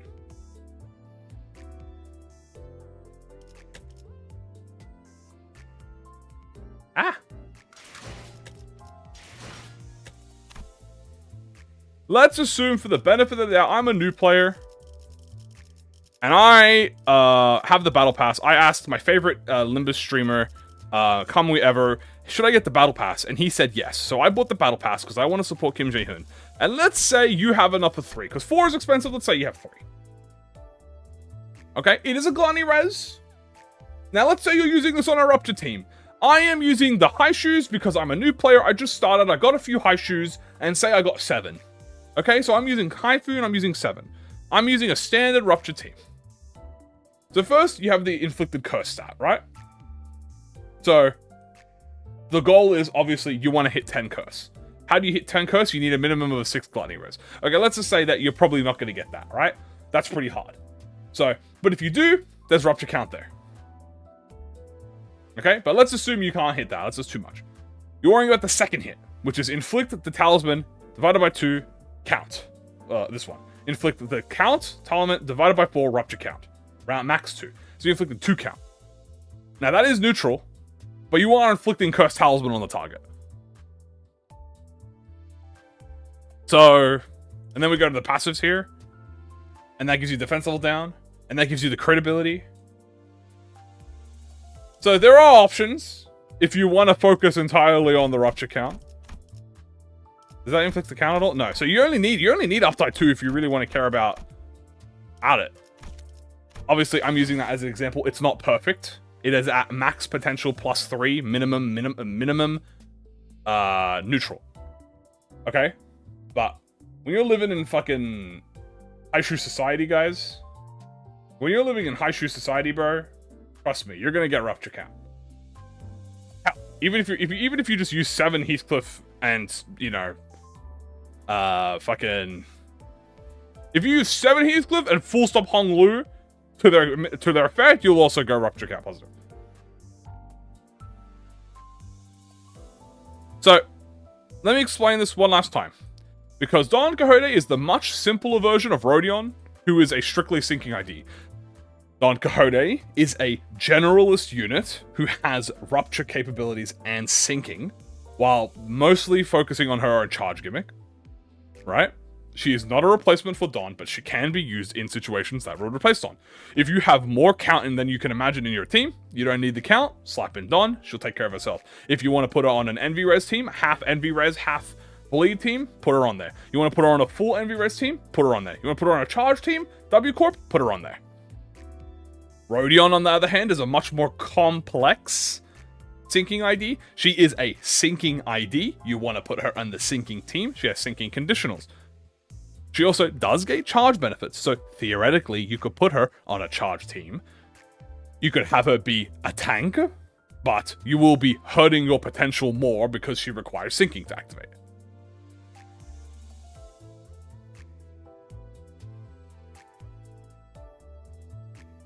And also all of this. The E.G.O, okay, is a support damage E.G.O. Okay? This E.G.O can be used in 3 ways. Number 1, you have the ID. If you have the Queen of Hatred ID, you just activate Queen of Hatred faster. And you also have the ability for her to inflict count on both sinking and rupture. You also get more skill 3s.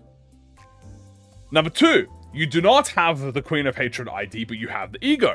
You have a very good WoW that is more consistent in damage than Yearning Mokala, with easier conditionals to fulfill, because it has no conditionals, to get damage for your team, healing, and also activate the buffs. Cool. Number 1, you don't have anything, and just the E.G.O. Well, you could use this E.G.O on W Don to buff your W Corp units, and also give charge, because she does gain charge. Well, she heals with charge. Yeah, you get charge potency and charge count. You do gain charge count. You could use this on Middle Dawn if you want a very easy to activate WoW that will be more beneficial for your Envy Resin team, because it is a blunt Envy, so it's going to do maximum damage.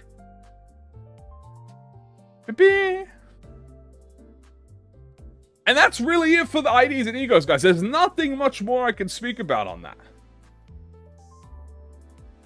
Right? It's not the end of the world if you don't have this, because she has teleport. Can I use this on Manager Dawn? I think there is a valid use case to use this on Manager Dawn, because Mark of the Villainy is really good, probably. We don't know the values, obviously, of it, but it's a debuff still. You can still buff Rival Allies if you want. Obviously, Yearning Mokala is probably going to be more beneficial for you, because Yearning Mokala works with Blood Feast. But let's say the fight ends in 6 turns. If the fight ends in less than 10 turns, Yearning Mokala is probably not going to give you the maximum amount of benefit, as, let's say, In the Name of Love and Hate will give you. That's all I'm saying. It is entirely up to you and how much you think you will put out in a fight. If you think you can generate 10 Limbillion Blood Feast in 3 turns, fuck it, go for Yearning Mokala. It'll help you in the long run.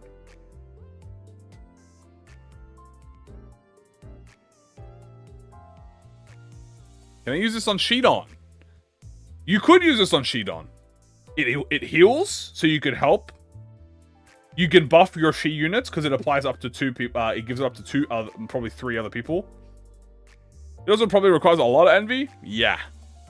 And she do have some Envy. So, there you go. Mokala's still better than Middle? See, I don't know. I don't think so. I actually think this might be better for Middle. The reason I think this might be better for middle is because I think you're going to activate this way more than you're going to activate Yearning Makala. Also, this helps with the envy res. Cheaton meta is real? For fun, how would a Lobotomy E.G.O team be? So let's see, you'd have Lobotomy, so the funny thing is, you'd have a pretty good Pierce team.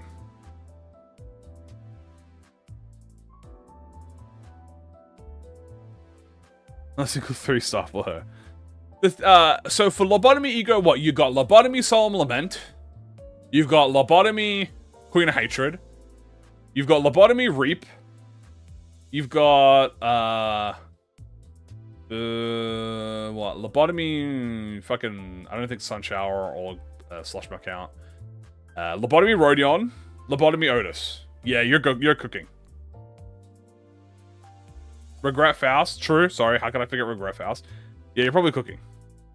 This is blasphemy. Anyway, that's the amount for this now. So now we can actually talk about the patch notes, because we kind of haven't talked about the patch notes, guys. There's actually quite a lot for the patch notes.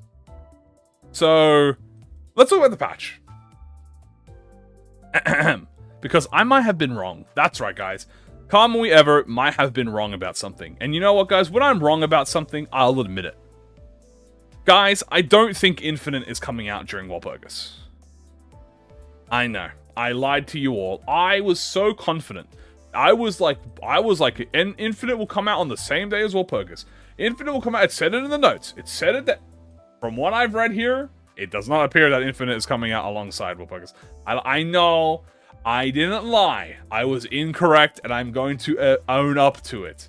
Okay? But first, before you all unsubscribe and roast me on Reddit and go on the ProjectMoon Discord and say that I'm a toxic to the ProjectMoon community and that I'm a disgrace and that I clickbait all my thumbnails and that I troll, before you do any of that, let's read this first. So, on July 17th, okay, we have the Walpurgis Night will be added to the game. The event will last 2 weeks. Okay? The event will last 2 weeks. What is the new being added? Yes, that's why I thought it would be, because I thought it said week 3, but that's a Queen of Hatred. So unless it suddenly also appears alongside this, then I'm always correct. We have, obviously, Tifrith Announcer, the Magical Gual Announcer. We have the WoW E.G.O Don Quixote. We have the ID Don Quixote. And we have the Rodion ID. Now I'm actually subbed. Aha, thank you. Extraction rate changes. Okay, for new players, anyone who is new here, the extraction rate changes during the event. During Walpurgis Night, the extractable announcers will be added to the game. Due to this addition, the extraction rates for certain extractions will be changed while Walpurgis Night is active. In compliance with the voluntary restraint guidelines for the probabilistic items of the Korea Associated of Game Industry, the exact extract rates are disclosed in the game menu. You can read them. The 6th Walpurgis Night target extraction. The 6th Walpurgis Night target extraction will be featured over the event period. The 6th Walpurgis Night target will feature extraction rates for the following identities, E.G.Os, and announcers. Obviously, everything we just noted. The 1st and 2nd Walpurgis Night extraction, Buckjack. The 1st and 2nd Extraction Night Buckjack will be featured over the event period.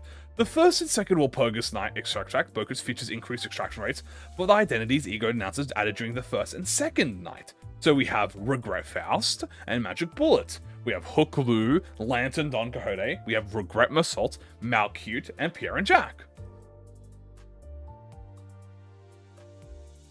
Now, I'm not going to lie to you. There's probably no reason to pull on this banner, because you're probably going to fucking get them on this banner. But if you don't care about Queen of Hatred Don Quixote, you can pull on the Buckjack banner. Very pog. Identities and E.G.Os. During the event, all current and previous Walpurgis Night identities will be extractable from the following extractions. Walpurgis Night IDs and E.G.O extraction.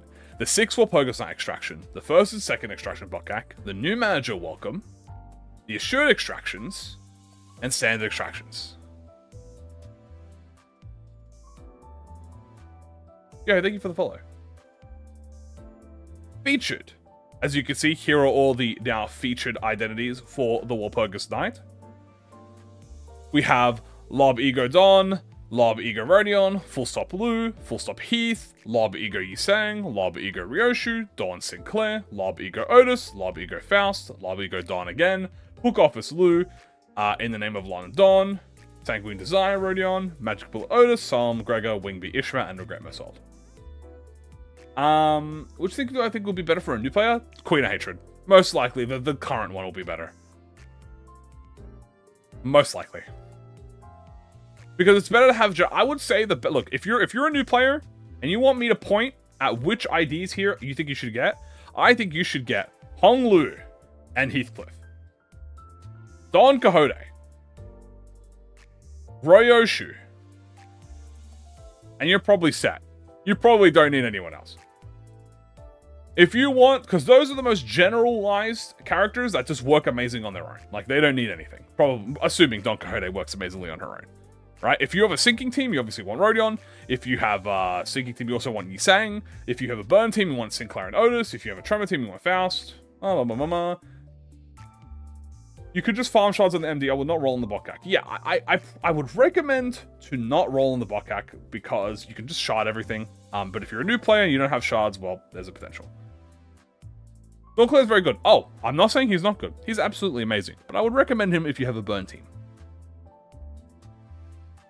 Increased extraction rates. The 6 Walpurgis line identities and egos will receive increased extraction rates for the extraction during the event period.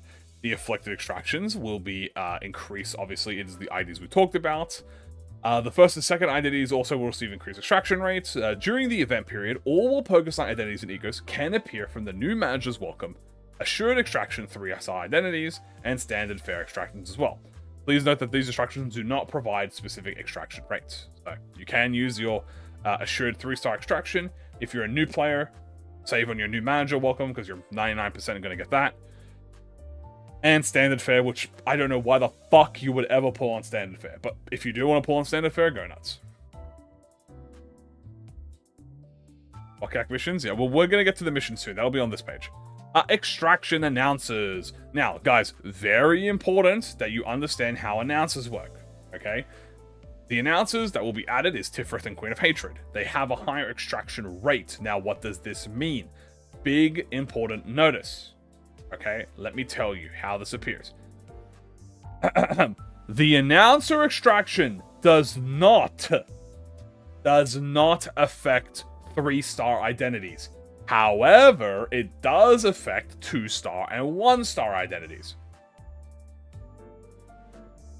And if you get a duplicate announcer, you get 50 thread crates. Do you want to know how much 50 thread crates is on average? That's an average 100 thread for an announcer. So let me repeat this.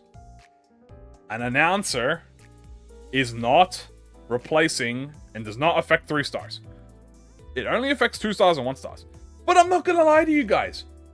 If I had the choice between pulling 10 2 stars or 10 of the same announcer, I would take 10 of the same announcer 100 times. Because that's 1,000 thread. That's 1,000 thread I just got. That's marginally better than the 3 dupe. It's amazing. Guys, give me announcer dupes. I want announcer dupes. Announcement dupes will solve my thread crisis. Do I buy the 80 Lunacy packs? This will be my very first time I will get about 120 pulls. No, I would not recommend you buy the Lunacy pack. It is much better to go into the Lunacy monthly tab. You want to go to and purchase the 5 extract tickets, the 3 extract tickets, and then when the Walpurgis event comes out, it will come out with 4 extract tickets. And if you purchase all of that together, it will be more. It'll be more an equal cost to what you've bought. Father, I crave thread. The announcer has pulling the same E.G.O, by the way. I think it's different in the Walpurgis one. I think it has a different look. It's like a grey thing. It's like more grayer. Wouldn't the average be 150? No, because the average is 1.5, which would be rounded up, which is 2. So on average, you get double the efficiency. Is it better to buy the 1,000 guarantee and 110 spool or 40 pools? Let me show you guys. If you ever want to buy stuff, let me tell you. This is $80 US. Do you know how many pulls you get for this, guys? Let me tell you how many pulls you get from this. Like, not that many. This is what? 1672 divided by 1300. You get 12.8 pulls. Okay, you get 12.8 pulls for this. But that's not 80 thread. That's $80 US. But if you go to the growth section, the pack section, and get the monthly pack, this and this, okay, this is $30 US, and this is $20 US. So for $50, you have gained 80 pulls, 100. I meant to say 120 pulls. I just say 12 point. Whenever I'm mentioning 12, when I mention like decimals, I'm not talking about like single digits. I'm talking about like hundreds. And then if you get the limited time, which is also $20, that's another 4 pulls. So you will get 120 pulls for like $20 cheaper. Guys, no, that's how I always announce it, guys. Whenever I say 20 pulls, like when I say 12.8 pulls, I'm talking about 120 pulls. That's what I say. Like, that's what I'm saying. Like, I'm not, like, that's just how I've always said it. Language diff, you might even say.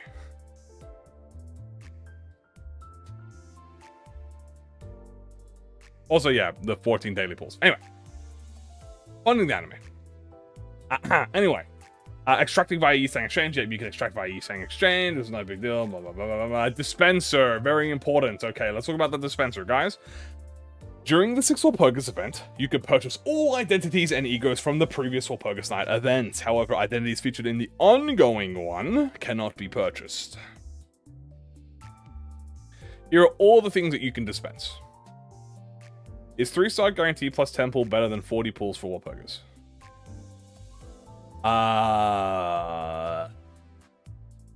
Maybe. You probably want more quantity than quality, to be honest with you, but you never know. I have 130 Lunacy. Is that enough for the Warp PP? If you have 130 Lunacy, you can do 10 daily pulls and get 1 10-star. 1 guaranteed 3-star. If you pray enough, you get them all in 1 pull. Can you go post from the last season through sharding? Yes. Here is everything you can get from sharding. Rodion, Magic Bullet Otis, Solomon Gregor, Big B Ishmael, Regret My Soul, Hong Lu, Heath, Lament, blah, blah, blah, Ryoshu, blah, Sinclair, blah, blah, blah. Well, you can't get. You just can't get whatever the current stuff is. Pretty much it. There will also be a new mini-episode. With the start of the event, a new mini-episode, the 6th Walpurgis Night, will be introduced to the game. Upon first entry, managers who have not completed A33 will be asked to confirm if they want to view the story before proceeding with the event encounter, Hatred and Despair. Linked content, guys. During the event, linked content, Hatred and Despair will be introduced to the game. This event will last 2 weeks. The event exchange period is here.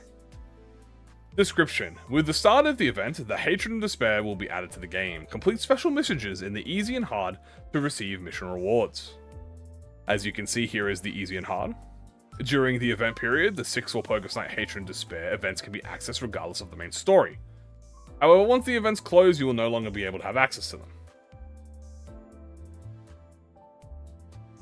Hatred and Despair has 2 difficulties, easy and hard. Completing the Hatred and Despair encounter will consume an Enconfalon module. Clear the easy difficulty to unlock the hard.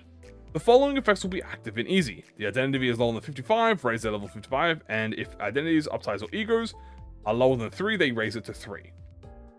During the event period, fulfill messages in order to get rewards. There will be a special fixed announcer for the Hatred and Despair encounter. Therefore, you cannot select your own announcer for this event. The number 1 and 2 sinners in the deployment order will be imbued with the Central Command Team Captain and the Welfare Team Model Employee, respectively. The Central Command Team Captain gains skill slots, changes the skills composition, and various beneficial effects. The Model Employee gains various special effects. New encounter. Yes. The Hatred and Despair counter is a suppression effort of the Night of Despair abnormality. suppress the abnormality, complete various missions, and earn your rewards.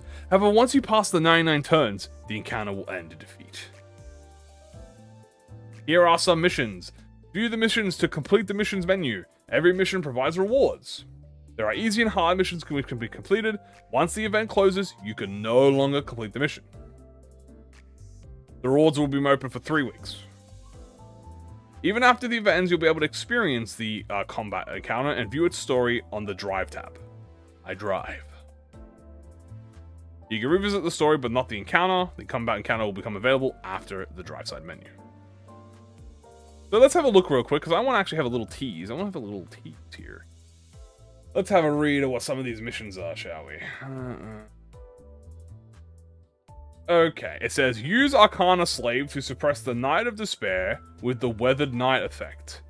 Play the encounter with the Queen of Hatred taking less than 3 hits from the enemy attack skills. Complete the encounter without letting Sword of a Forgotten Knight revive once or more after the encounter. Complete the encounter with the Central Command Team Captain surviving and defeating 3 swords that have neglected tiers. Cool.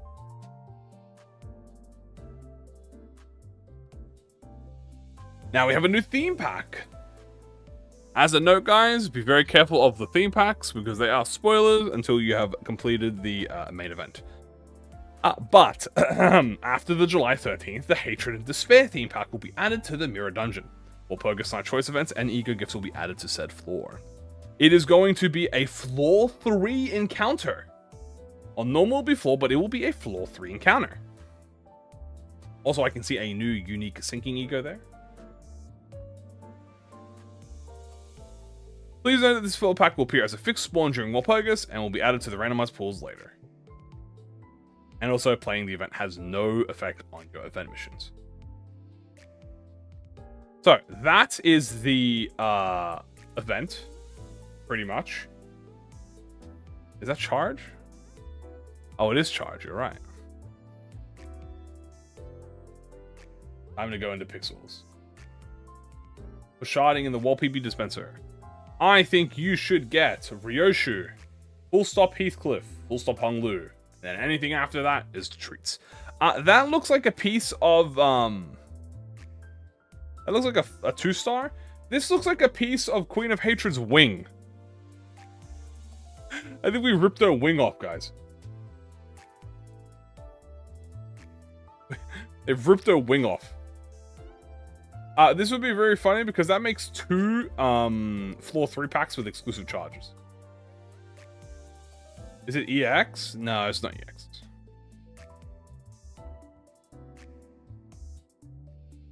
Getting all the E.G.Os is the most important. Car 4. Looks like a tier 3. It looks like one of those. And now we have the update. I just beat Murder on the Warp Express. Congratulations. I'm glad you guys did that. That's awesome.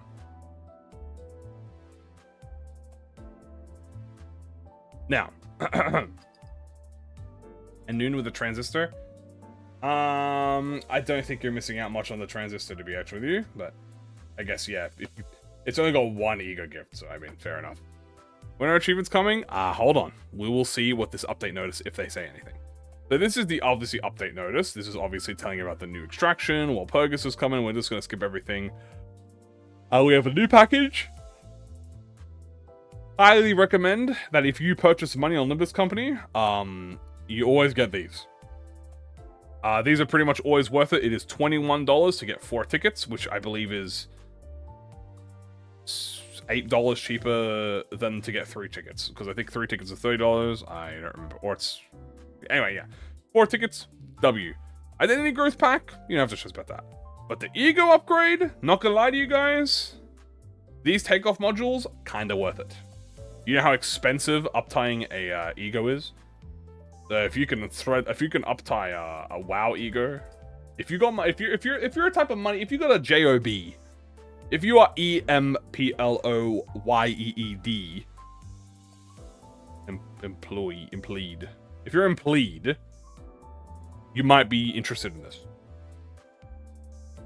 But there is the biggest reason why we're talking about this, guys. E.G.O gift adjustments and text corrections. That's right.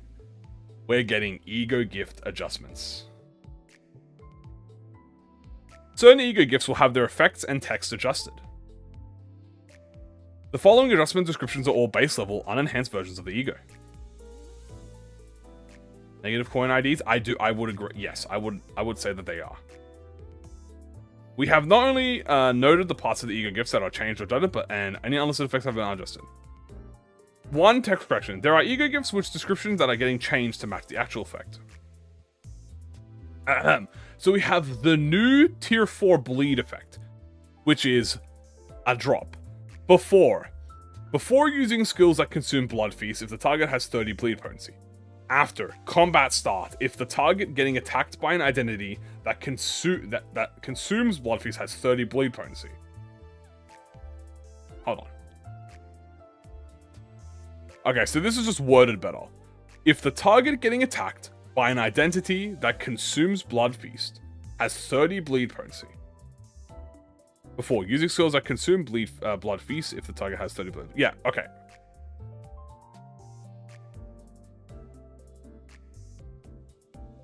Yeah, okay, so what this is saying is, if the target that is being attacked from an identity that consumes blood feast, and if they have 30 bleed potency.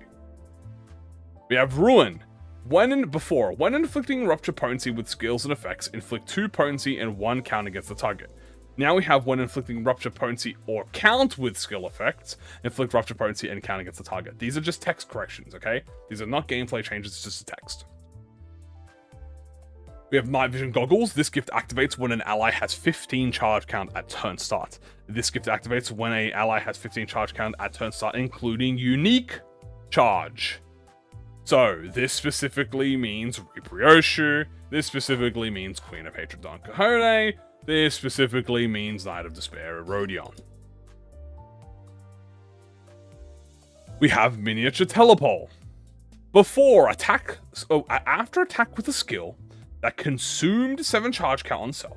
If the target is defeated, gain count consumed by the skill divided by 4 count.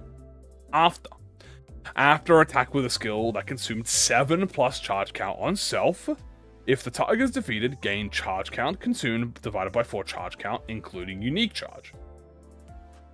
So, you get unique charge back, you get unique charge back. These are all text. These already worked like this, but now we have E.G.O gift adjustments. 10k Lunacy. If you're at 10k Lunacy, you're looking to get about, what? Maybe 70 pulls, I think? 1, 2, 600, 3, 900, 4, 900. 2, 600, 3, 900. 5, 200. 6, 500. 7, 800. 9,100. Yeah, probably gonna get about 60 pulls on 10k. So we have P5 Perpetual Motion Machine, Insulator, Charge Type Gloves, UPS, and Lightning Axe. Now, these are just going to be added with the unique charge.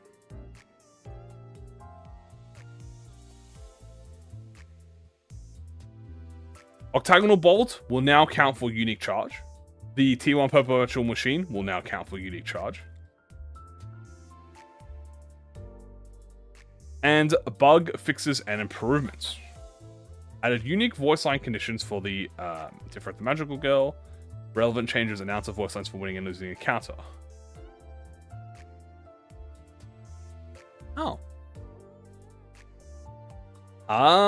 so so now your announcer is gonna say shit when you lose, bro? Oh my god, bro.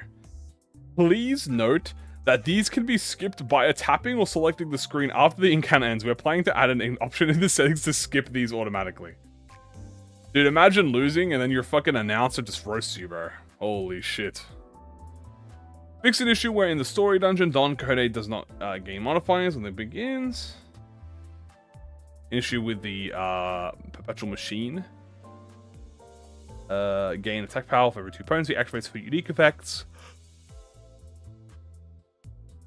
Israel is going to make a shrimp joke. He's going to be like, that was shrimply impossible.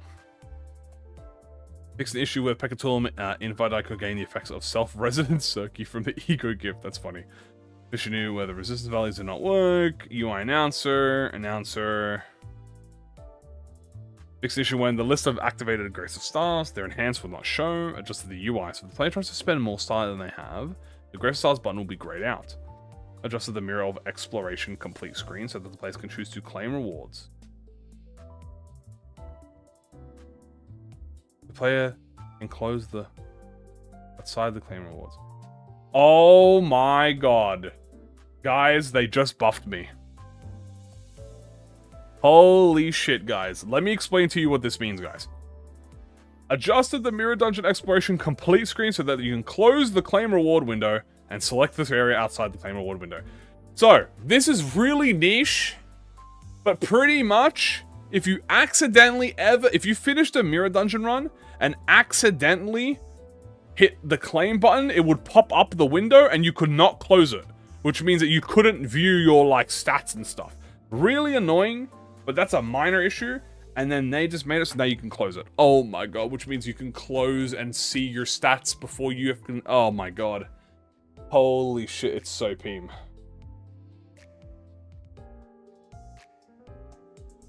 The Envy Picatula using a gift is really funny.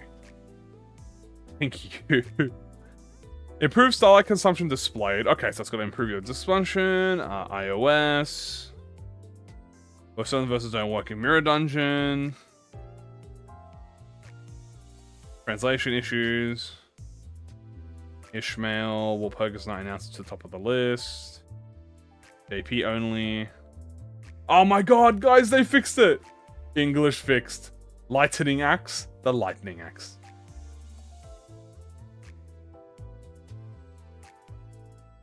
And also, some status effects just did not work during, apparently, some of the events, which is very interesting. But guys, we have we now have the Lightning Axe. The Lightning Axe is gone. The CQC Mal is gone. The Time Ipper is gone. And the Lightning Axe is gone. But you know what?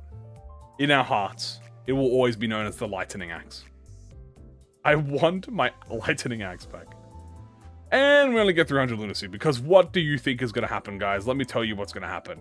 Walpurgis is going to come out, there's going to be a major bug, and they're going to drop fucking 1k Lunacy. They're going to drop 1300 Lunacy, guys, instantly, on the first day. That's why they don't... Guys, let me tell you why they did not give you any extra Lunacy.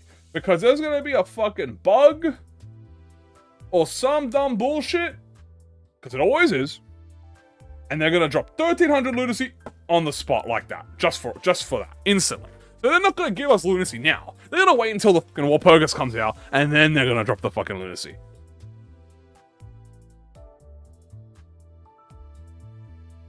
And there you go.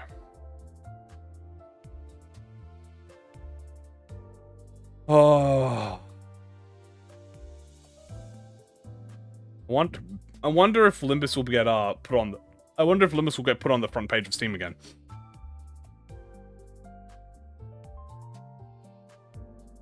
A fourth notice has hit the Steam? What do you mean a fourth notice has hit the Steam?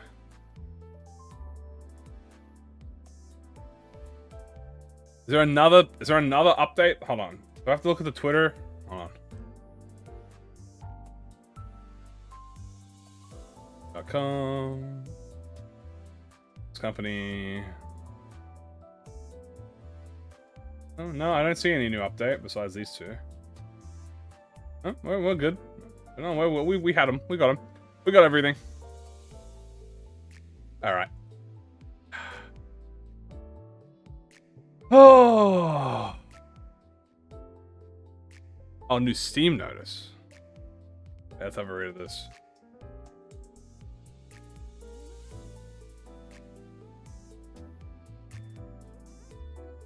Oh, scheduled update additional notices. Oh, okay, I see it here. Hold on, let me take a screenshot for you guys.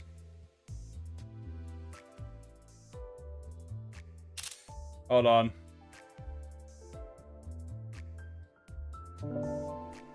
Alright, that's me. Let me whip up the...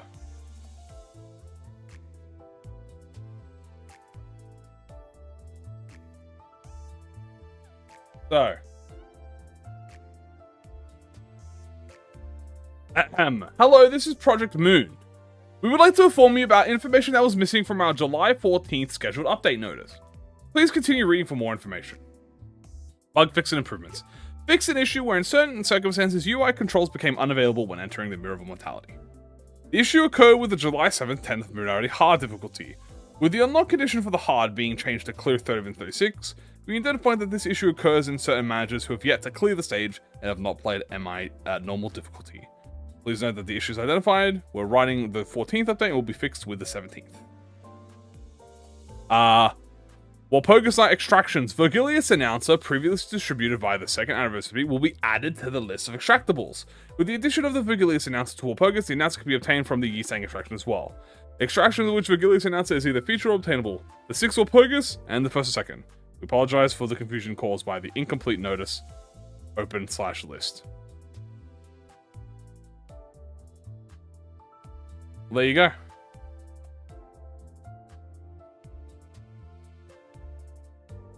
No Lunacy. No Lunacy with this one, guys. They're saving all of the Lunacy pools for, what do you call it? Walpurgis. God, I've been yapping so much today. They really code us to the heart. /list.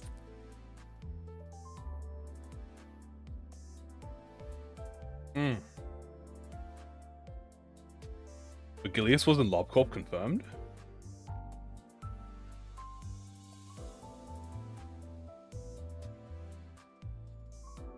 Ah!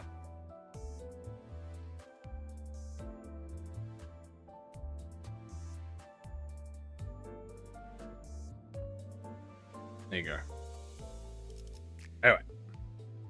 Wow. So, that was a major yap session, guys. Honestly, guys, if you want the short end of the stick of everything we just talked about today, just watch the fucking YouTube video, bro. 2 hours of yapping and versus 30 minutes of concise, short explanations. But yes, that is everything we've discussed. Because goddamn. God fucking damn. Now, let's have a look at our Lunacy piles, shall we? This is going to be the most important change coming to Walpurgis. Pikachu Bokak? Maybe. Is there also a little pile with paid Lunacy? I don't think so. Maybe you can. I'm not sure. Oh. Dude, it was in here. I didn't even have to open the Steam. I could have just checked the in-game. Anyway, let's do a quick Walp check, guys. Here's my Walp check. I've got 22,100 Lunacy, which equals about 170 pools. Yeah, that's pretty much it. Yeah, I got 170 pools of Lunacy alone. We got 130 pools of the extraction tickets alone. So this equals to about, what, 400, I think? That's 400 pools. And then we got 3 single pools. That's a lot of pools. I'm probably going to go down the 200 pools. Because I'm going to try and get everything. And that includes the E.G.O. The E.G.O is going to be the fucking hardest part. So the most likely scenario is I'm going to have to go down the ideality. I'm probably going to have to Yisang ideal the E.G.O. That's going to be the scary part. Like, I'm pretty confident I will eventually get Rodion and Don. I hope. I fucking beg I hope. Then I really want to get Tiffy and Queen announcer. So I'm going to really hope that I get the announcer. And then I might have to E.G.O. ideal the E.G.O. I know there's Arcanite funds, but you know what? Nothing that paying money can't buy. What should I get for my Walpurgis event? Okay, I'll tell you to get.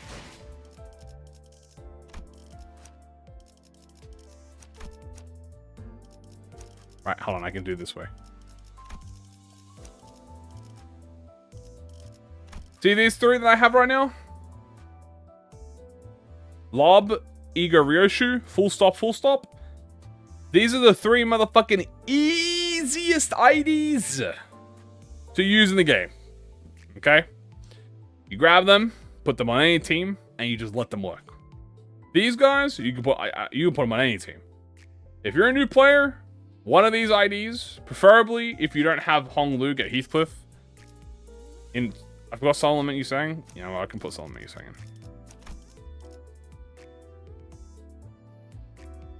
I should do Limbus profiles. That would be funny. Regret Mouse. Regret Mouse is good, but I wouldn't say that she's a I wouldn't say that would get her for a beginner. I would say if you get that for a Tremor team. Yisang is very good. To be fair, yeah, Yisang is very good without being a he is a sinking team. Regret Faust is good if you have a Tremor team. Well, I can't show the E.G.O here, obviously, but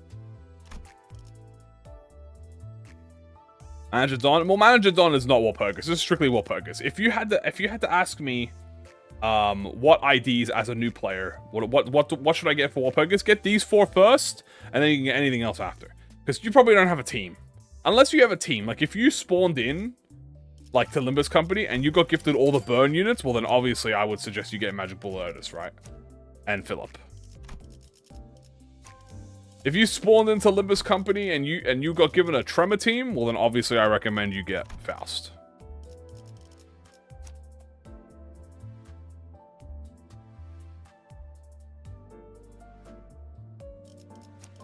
If you're a new player and you spawn in and you want to Rupture, Don Quixote. Well, Don Quixote and the new Rupture team, and probably the Queen of Hatred. Use Hook Lu, Majo Squire. You know what? If you want a cheap, early bleed unit that is not Kurokomo, get Hook. Cheap, fast, effective, still good in the Conan Day. Just outshined by the Kurokomo team is all. Philip is Thumbclair. Philip is for a bird team. Excuse me, Thumbclair's for a Tremor team. Philip, Thumbclair activates out of the box earlier. Thumbclair activates later, but he's stronger later on. We need for charge. He's going to be bad on both Sinking and Rupture. Absolutely incorrect. She just has Rupture and Sinking application. She's not going to be bad on their teams. You have 7 units now in the game. You could maintain Rupture with like 3 units in the game. Like a nap? I will never nap. What are 2 more good Rupture IDs for my 5 Haishu? Alright, let me lay out a list of all the Rupture ID goats in the game that you could use, okay?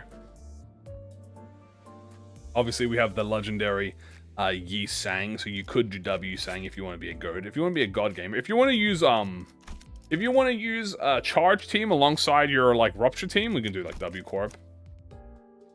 We can do Haishu. Obviously, this is going to be the new Don Quixote. Haishu. Sink Salt. You can do Fang Hunt, because I like Fang Hunt. 7. Doesn't matter.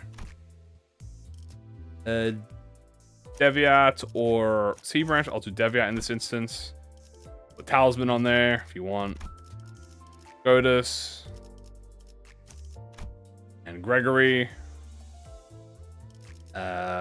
Put him on the... Honestly, I actually do think that Sea Branch has better Rupture skills. Here you go. If you use this team, you're never going to run out of Rupture count. Sure, LCCP Ishbel, yeah, fuck it, why not? Put her in there. If you use this Rupture team, you're never running out of count. What are we doing after we end yapping? I might play the game a bit. Depends how long we go. If we hit 3 hours, then I'm gonna call it, probably. You can use this team. And you know what? And yes, with Don Quixote come out, you could swap to Rose Banner. Now let me tell you something. This bitch, and this bitch, we call these the rabbit hose, can essentially win count on their own. Isn't Sea Rupture negative? Bro, nothing is negative when you have 3 Haishus on your team. When you have these fucking 3 Haishus on your team, they're gonna put like 10 count on the enemy. I could probably lose 8. I could probably take -8 negative rupture count and still be rupture count positive. You're gonna call them hoes, they're queens? My bad. How many of these 3 queens on your team? Rodion uptide Ryoshu? What? You mean an uptide Ryoshu? This is uptide. What are you on about? There's Mal with 7 powers? Did I have to look at the lore thing? I did it at the beginning. TLDR, my YAP session included, they're too good at their job. I don't have those 2. Well, if you don't have these 2, then what you do is you put LCCB manager on, and here you put 7, and there you go. Oh, check Ryoshu. Wait, check Ryoshu? Check Ryoshu. How about?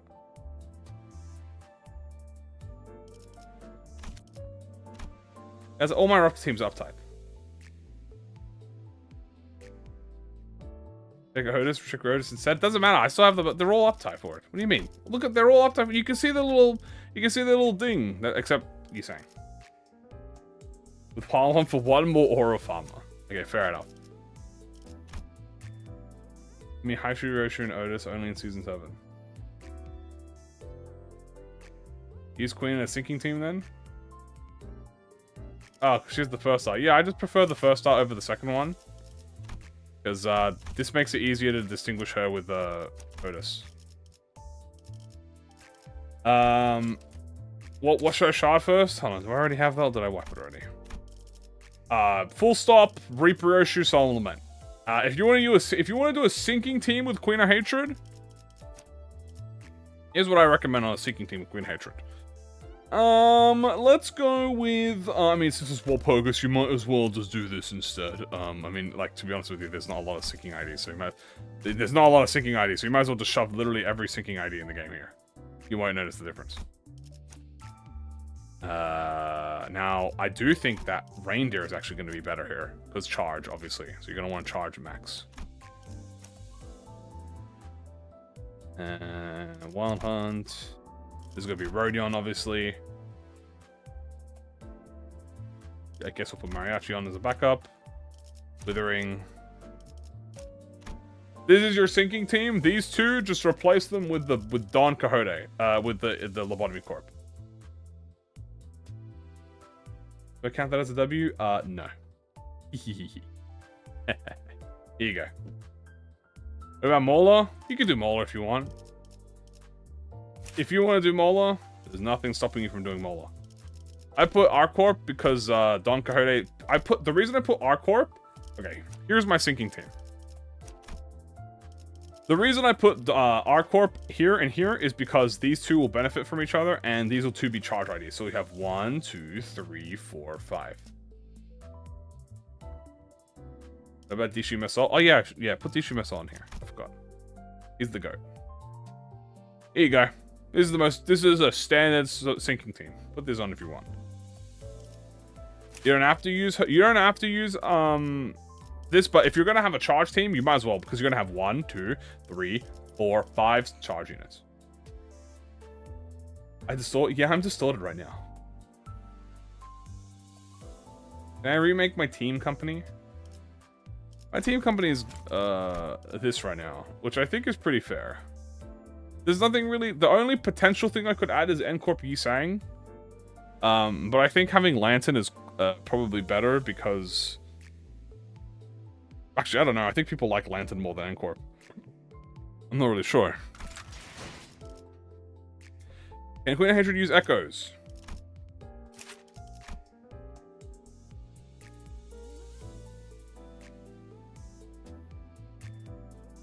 Yes. When gaining sinking potency or count from skills, coins, or effects. Correct.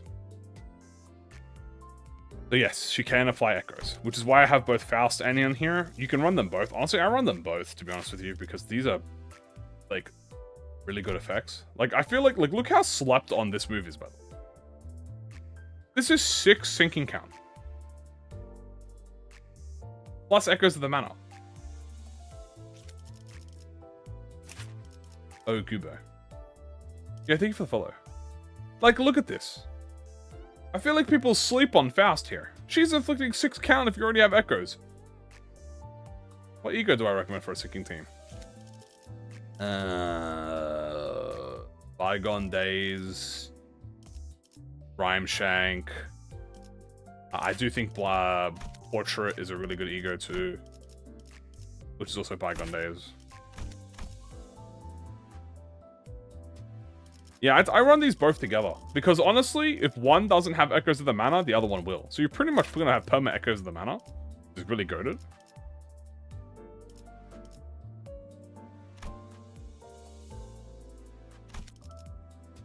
Is Akaponglu better than Dishi? I would say that they are situationally different. So what I think is, I think Dishi, right? The thing with Dishi is he's very good. You want insight, obviously, right? Like, you want to insight max on him. Very good. He's very strong. He does a lot of damage. Okay? But Arcorp, he also does a lot of damage, but he's also a charge unit. So the main difference here is that he's a charge unit. So if you're going to have a team full of charge users, which you probably want if you're going to use Queen of Hatred Ego and stuff, then you're going to benefit more from Arcorp. But if you don't, you can use Dishi perfectly fine. These are honestly swap them out. If you don't want to care about the Arcorp, like I do think Arcorp probably has easier syncing application than well, it depends really. If you don't want to manage insight, just go Arcorp. But then you have to manage charge. So if you don't want to manage charge, then yeah. I mean, look, that's a +3 on the skill 3. This inflicts a gazillion sinking. This inflicts sinking. This gives you charge. You know. What about the seasonal unique charge QoD? I don't have them yet. Rodeo is cool. Well, yeah. Rodeo originally, obviously, you can do Dishi or you can do in the standard fare. You could just do normal Dishi. But obviously with the Knight of Despair Rodion coming out, you can use Knight of Despair Rodion. Then there'll be 4 charge users. Now, why is Ripuroshu here, honestly? He's just here for fun. You don't have to use her, but if you do, you could be epic, by the way. Hold on. If you want to use Ripuroshu, bam. So, there you go. Now she's a sinking ID. And I'm making a 31-minute, 39-second of doing a kit review of the kit review of the Walpurgis IDs. I think I've done that like 3 hours ago. There you go. I'm an Encore player. I cleared everything then, and after 5 cards, I finally have a new ID. Feels good. Let's fuel Rhyme Shank very well. Yeah. So, yeah, so if you want to go, guys, I guess the whole thing I'm trying to say is if you want to go for a charge build, right? Like a charge sinking, you can actually, we're getting very close to, we actually kind of almost have a full charge sinking team. Because we're going to have Queen of Hatred, Rodion, Arcorp, that's 4. That's pretty much charge already. That's 4 out of 7. So, over half your team is going to be charge. We're seeing Tiffy in the Warp Story? Yep. Then you could also have the Envy. Yes, the passive is Envy Gloom, Envy Res, which will be good. Will Queen replace Mildon? No, they'll just be separate use cases. Okay, let me show you guys an example. All right, let me show you guys an example. If this was my team, hold on. Let me do an example.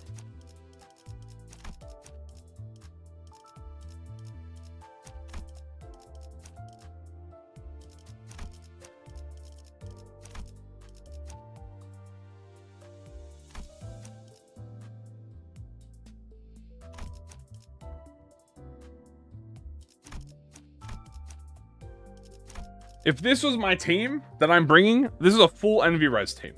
I go in here, I do full Envy Res. I want to Envy Res every turn. Well, if I'm going to Envy Res every turn, I might as well bring middle. Okay? If I'm going to Envy Res every turn, it's middle.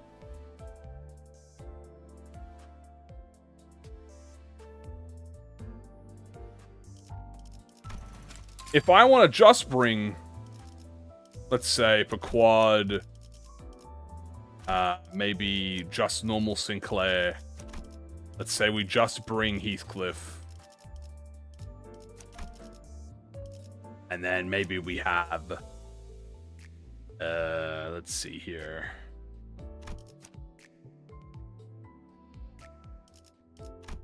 Which one of you's got envy?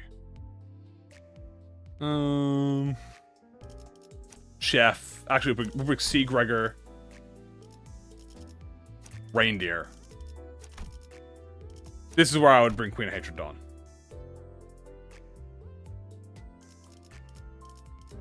If you want to do a charge team with an Envy Resin, so you're thinking a full charge team, so you're obviously going to go here. You're going to go fucking here. You're going to go here. Actually, if you want charge team, you don't want to do W Corp. No, you can do W Corp. Yeah, do W Corp. Oh, here. Here. Actually, here. You're a charge unit. Actually, multi-crack.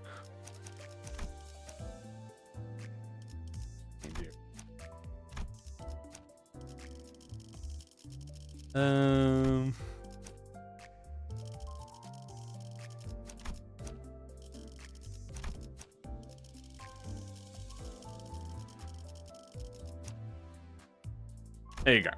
If you're gonna do this type of team, which is like a charge envy team, then you want to go Queen of Hatred, because Queen of Hatred will buff the charge units. I'm just thinking without DC Rodion, because it is Rodion. Can I bring clarity to the negative coin change and how it varies playstyles? What about team for Knight of Despair Rodion? Knight of Despair Rodion is dead ass. Just bring every sinking ID in the game. There's not that many sinking IDs in the game. You could bring everyone and have enough. The negative playstyle coin is very interesting because now managing SP is more important than ever. And from Queen of Hatred Dawn and Knight of Despair, pretty much their negative forms, much like Wild Hunt Heathcliff, is their burst phase. So the whole idea is that you're building all of the positive buffs in the awakening stage. You want to drop to the negatives and then use your ascendant skill 3s to burst through and fucking do a billion amount of damage. They pretty much play like Wild Hunt, which is a great way to explain it. Wild Hunt, you do everything in your awakening form to like buff yourself. You know, get Coffin, inflict impending ruin, get Dullahan, and then all of that for the fat solemn lament more in despair. That is pretty much what Queen of Hatred and Rodion is, except the only difference is that when you're in the lament more in despair state, you have all negative coins. When you're on the horse, it's like if you get the horse, you have all negatives. That's pretty much the difference.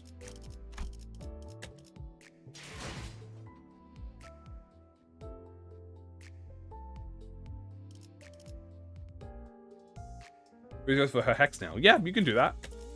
Princess Rodion, hex nail. Rah. Limbus company. Rah. Oorah. Fuck.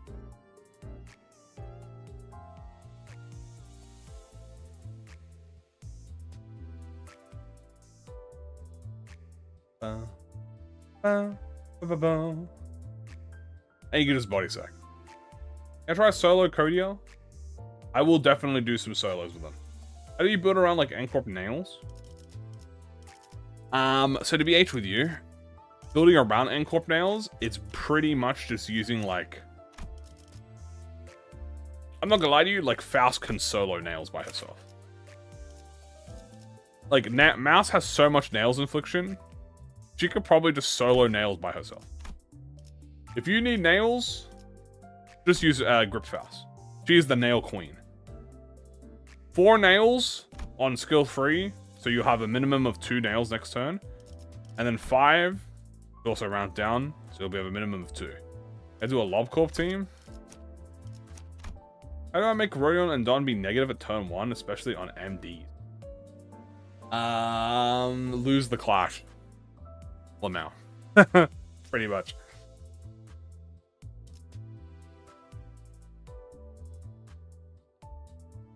Is on Ancorp Rodion. See, the thing is, I feel like people give Ancorp Rodion a lot of I don't know, man. She kind of puts in work. Obviously, she's no Encore Heathcliff. I will admit. But she has number. You know, she puts some work in. This is pretty good. How much is this for each fanatic? That's how many fanatics are there? Is that like 6 fanatics? You have 6 fanatics? Damn, that's a lot of dude. That's a lot of percentage modifiers. I mean, she rolls bad, but she's pretty much just a damage modifier version of N-Corp of Heathcliff, who's absolute legendary Chad.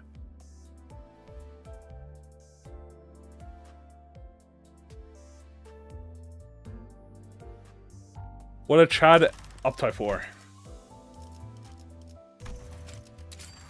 Yeah, also you can do that's a great point. Yeah, you can have a Hexnail Faust. He's very mouse. A bit freaky actually. And she kind of looking freaky like. He straight up gets coin power from his passive. Yeah. That's why he's the best. In order of the best N-Corps, it goes I guess Sinclair, Rip Faust, Heathcliff is the 3rd best, and then it goes probably like Rodion. Oh, okay, probably goes N-Corp, Mersault, and then Rodion. And then Don Quixote. But I don't think Don Quixote is bad per se. I just think that she's a tremor unit. She's a bit different. But like she has like, look at this. She's got like attack power down, paralyze. She kind of got like the same thing that N-Corp Assault has, but on a skill 3 instead. N-Salt the 3rd best, dude? I don't know, bro. Have you seen my absolute goat that is 2+ coin drop? 2+ coin drop. You know what that means? That means the fucker rolls -2 coin power. On everything. Everything! This makes him like a god. I am here. I just pictured All Might with his fist raised in the air. That's pretty much all I'm hearing when I hear her say that. That's pretty much all I'm seeing. I just imagine, I am here. Head hit. Well, yeah, it is a head hit. A 3-turn lay hang.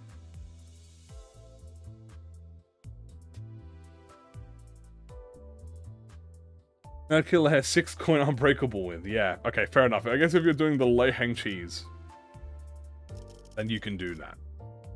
Big N Heathcliff passive? I saw it. Age of Others on a budget. Dude, I've been rewatching some I've been rewatching some My Hero clips, dude. Oh, what a goated ass show, man. It's a shame that all of the fan base are just. How's the nicest way I can say this? It's a shame that all of the My Hero fan base are.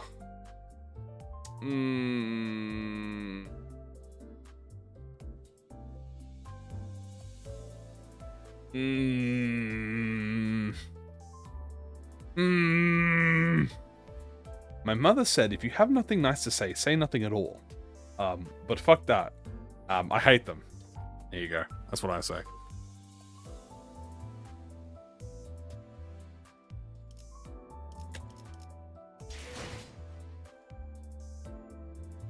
Special. You know what? Special. That's a good way to put it. They're very special. They're very special, but with like a W.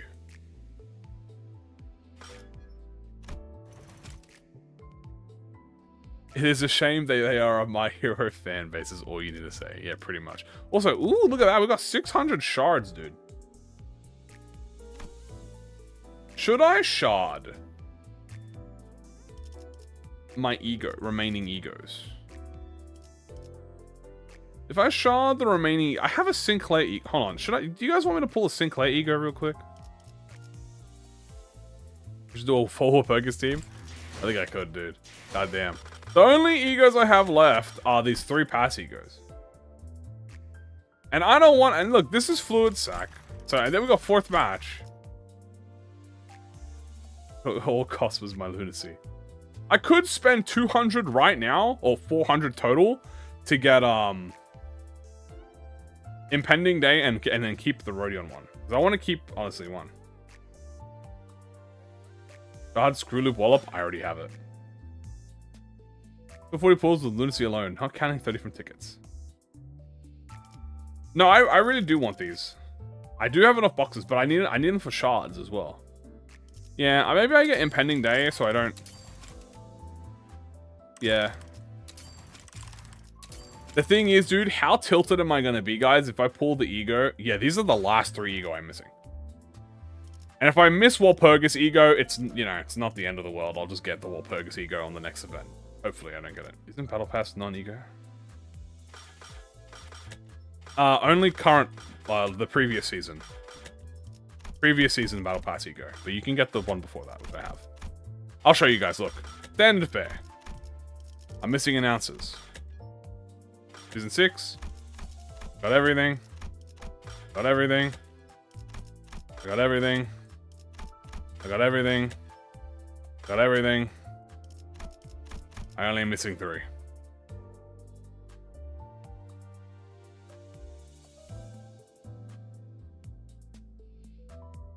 The thing is, I have enough shards to get everyone, but I need shards to uptie, which I obviously need. So I might just do 200 on Sinclair real quick. Like, maybe we'll do enough for Sinclair and get him. I almost have 100% of the game. Yeah. Impressive. That's all gaming, baby. Hey, and 99% of it, by the way, free to play. 90% of everything I've gotten is free to play. The only 10% of what I've gotten is IDs, and that was only up to a certain point. That was like season 5 I started pulling. So everything before that I got with shards. I'll get a good amount from pulling. Unless I pull everything in one pull. You know what? Let's sack 200 shards for Sinclair. I think that's fair. How many do I need on Sinclair? I'll just do 200. Let's do 100 first. Play. 110. Not bad. How many shards you got, buddy? Almost. 80.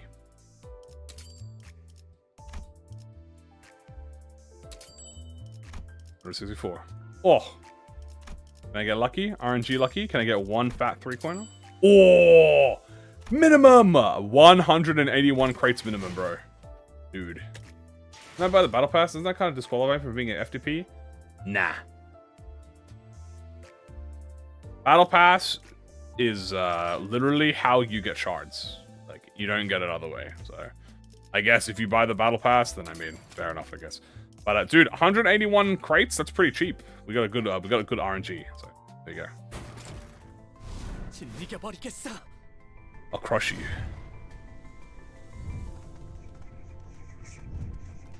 I'll crush you. Kind of normal, dude. He doesn't look normal. He looks pretty normal.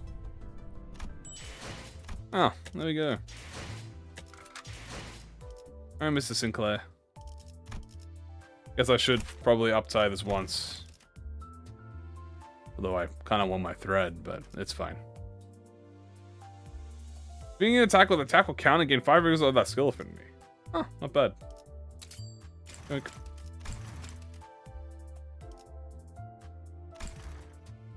I ain't uptie 3ing it.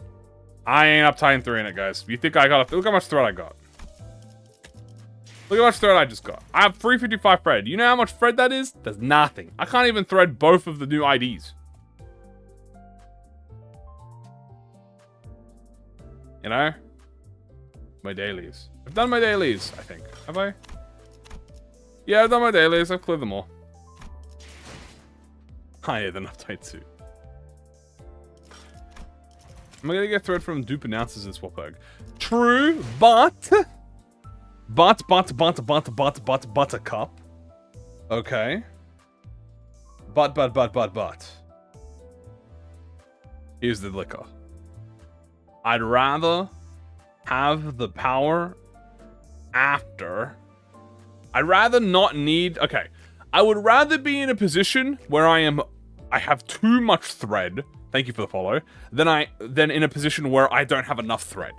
You know what I'm saying? Like, if I use all my thread now, and then I get a lucky pull or 2 pulls on the Walpurgis, well then fuck me, I've just lost all my thread. And now I don't have it.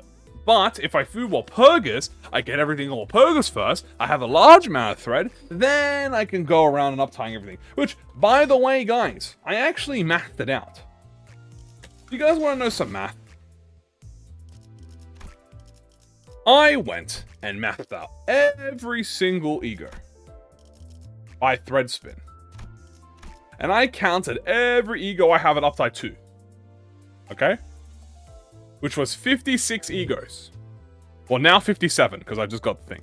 There are 57 E.G.Os that I have that are uptide 2. I would like everything at least minimum uptide 3. Do you know how much thread that is, guys? You don't know? Allow me to tell you. To uptide 3, you require 80 thread. That's a lot of thread. 57 times 80 is 4,560 thread. 4,560 thread. I can't even purchase that amount of thread from the damn monthly shop. This is only 1,000. This is 1/4 of the thread, and it's $60. Fun in the anime. And that's not including the Arknight event.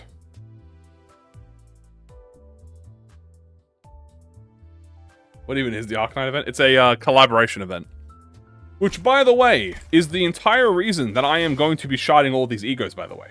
Because if you guys did not know, because you might be a new player, or you just didn't know, E.G.Os cannot be gotten multiple times. Which means, if you have every E.G.O in the game before the Arknight event, the only E.G.O you can pull is the Arknight event E.G.O. Because E.G.O don't repeat. Which means that I will never, ever, ever get duplicate E.G.O pulls. Which does, in fact, increase the E.G.O chance. Because when I roll that 2.3% or whatever it is for an E.G.O, I am 100% guaranteed to get the Arknight E.G.O I want. When is the collab? I think it's after September. It's still like 2 months away, guys.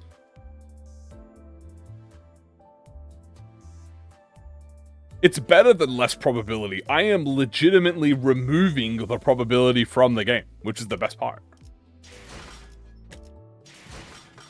I don't remember what the probability on E.G.Os are in general. I think it's... I think when it's like in stock, I think it's like 1... Is it 1.2, I think? It might be 1.2. Eisen level planning? Yes. We need more weekly MD runs to better our collab chances. True. The only thing is, yeah, you can't get past E.G.O from the thing, which is fair enough, but you can... I already have them all, so it's fine. These are the only 2 I'm missing. Since I'm going to be rolling for Queen of Hatred anyway. That's why I kind of want to get Fluid Sac, by the way. I kind of want Fluid Sac before I roll for Queen of Hatred Dawn. Because if I roll for Queen of Hatred E.G.O Dawn, and I get fucking Fluid Sac instead of Queen of Hatred, I am gonna crash out.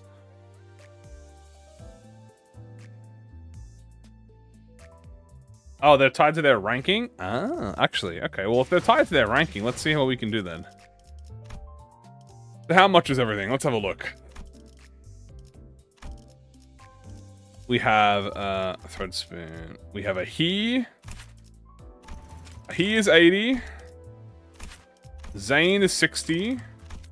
Oh, Jesus. Okay, can I thread spin by rarity? So we have 60, 70, 80. And then how much is a WoW? I assume a WoW is 90, right?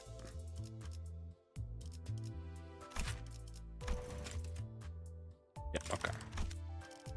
So, let's do the new math then. 6, so we have 1, 2, 3, 4, 5, 6. So we have 6. There's a 6 times 60. I'm just gonna open a calculator. What am I doing? We have 6 times 60. Then we're going to do Teth, which is 5, 10, 15, 20, 25, 30, 31. That'll be plus 70 times 31.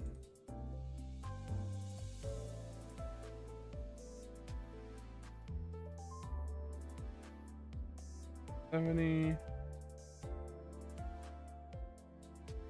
2,000 plus. Okay, then we add.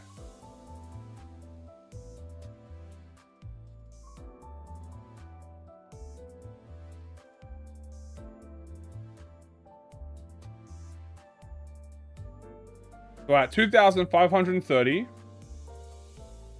we're going to do he, which is 5, 10, 15, 20. So wait, 5, 10, 15, 20. Just 20? 20. So then we do 20 times 80. That's 1,600. Add 1,600 to this. And then we do wow. Which is 1, 2, 3, 4, 5, 6. Oh, just 5. And this is 90.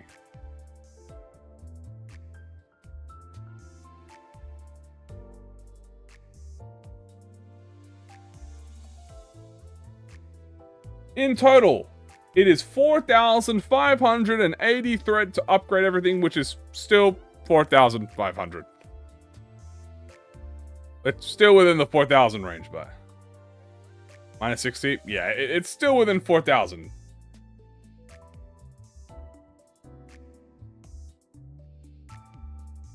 Yeah, so I still need 4,000 thread, and I have 360. Yeah, I got 360. Yeah, I ain't even a quarter of the way there. Even if I bought this bitch, which has been tempting me like the fucking Green Goblin mask, I would not be enough. In fact, I would have to be like Kim Ji-hoon. I would have to buy both of these and this, which would be 1,800, and I still wouldn't even be halfway. If I was Kim Ji-hoon right now, boom, boom, boom, boom, I would have bought all these bitches. And I would have been boom, I would have been boom. Imagine ever getting this, bro.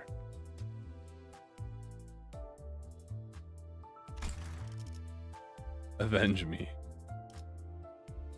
5 weeks ago, with 170 pulls, which is not including the tickets, I'm hoping I can get something good. Yeah, you probably will. I have 4k thread. Yeah, see, I'm waiting for Walpurgis to make me pull 200 times to get a Limbillion shards. Here's 5 big booms. Do I skip my thread dailies, or do them normally? I always manual, because you get more manually. Everyone, the thing is, everyone always goes, you just skip, skip, skip, skip, skip.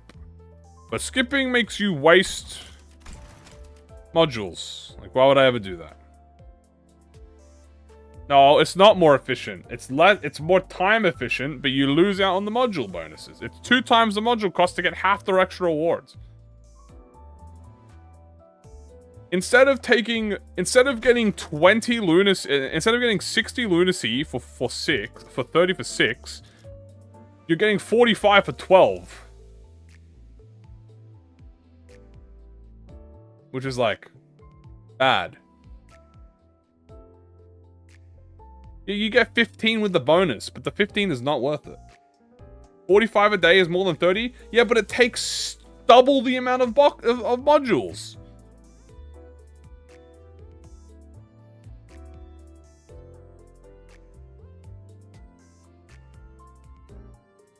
But it costs double the amount of modules. It's not efficient. That's just faster. I need my modules, dude. Look, I only got 44 modules, bro. I need to conserve every single one of them. I have over 30 modules? Double refresh? Yeah, that is with double refreshing. I triple refresh. No, I double refresh. Hey, I don't know about you guys, but I like having modules. But time is time. It's like 2 minutes in a fight. I have 16 boxes. You never know when I need these boxes, okay? I might need them for Walpurgis.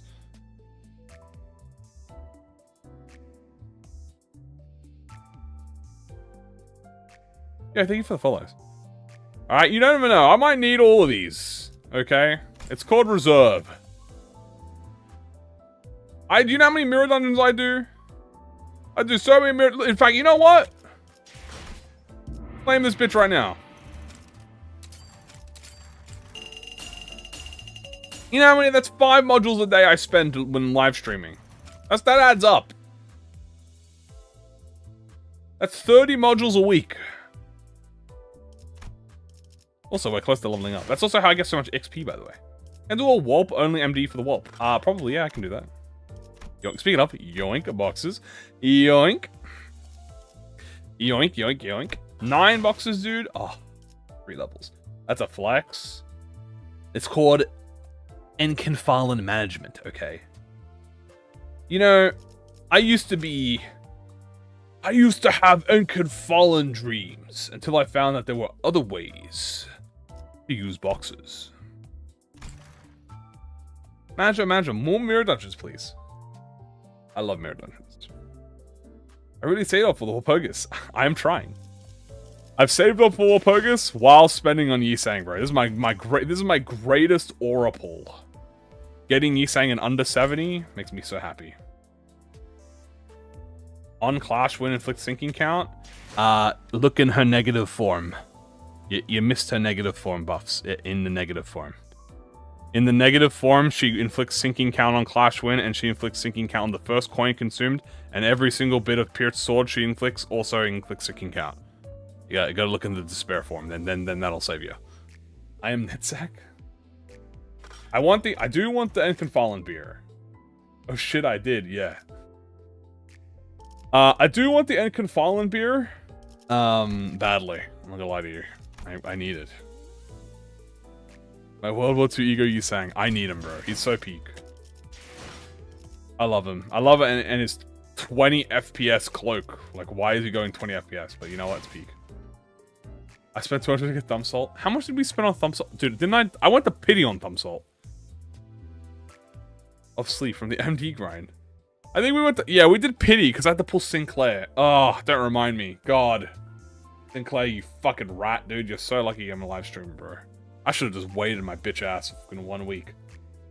If I waited 1 week, I would have saved fucking 180 pulls. Oh! Sinclair, you fuck! Where is he? Actually, you know what?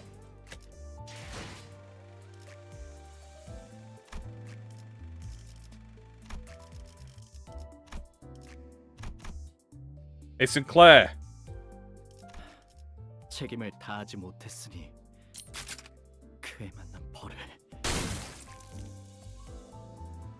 Alright. That's it. Sinclair's gone from the game. He's gone. Welcome back, Rabies. I'd actually use it on the standard banner to be Green Leaf Mean Machine. Oh! Alright, no more Sinclair, guys. If you actually open up the... Yeah, so if you actually open up the Sinners... and then you open... Yeah, if you actually open up the Sinners... Jesus. Yeah, welcome to the trigger warning. Notice. You'll actually see that,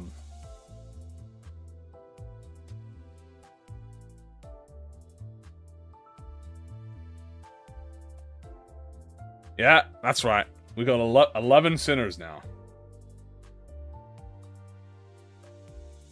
Mm-hmm. Yeah, just like that. Oh, what the hell?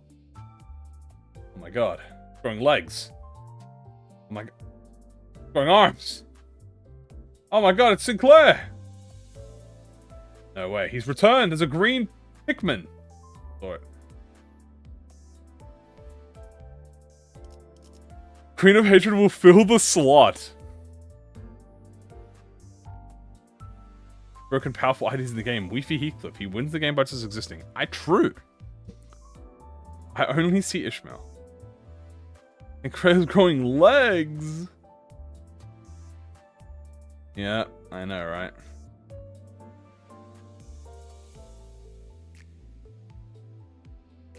Wait, but what? Like, wait, guys. But what if you opened Limbus Company, and instead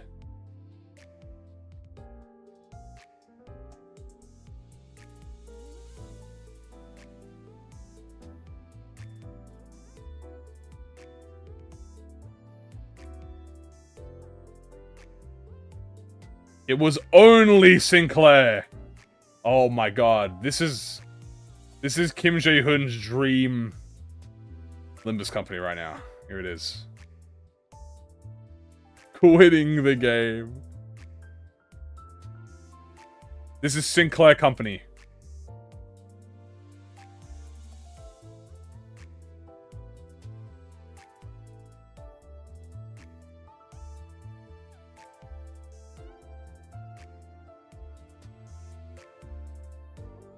Welcome to Sinclair Company. Chroma, we know it's you. Uh-oh. Wait a minute, what's happening? Wait, hold on. What the hell's this? Something's happening. No way. I can't believe it.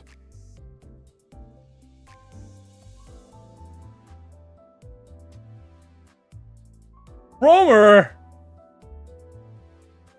What are you doing here? Oh no! Sinclair, run! Sinclair, get out of there! Oh no! Oh no! Get out of there, baby bird! She's gonna fucking make you see some creepy shit.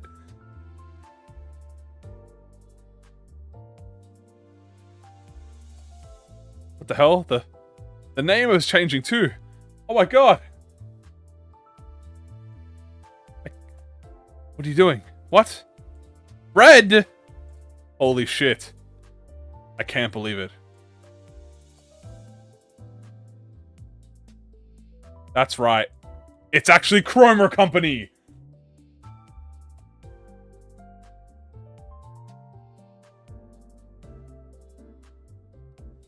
Yeah.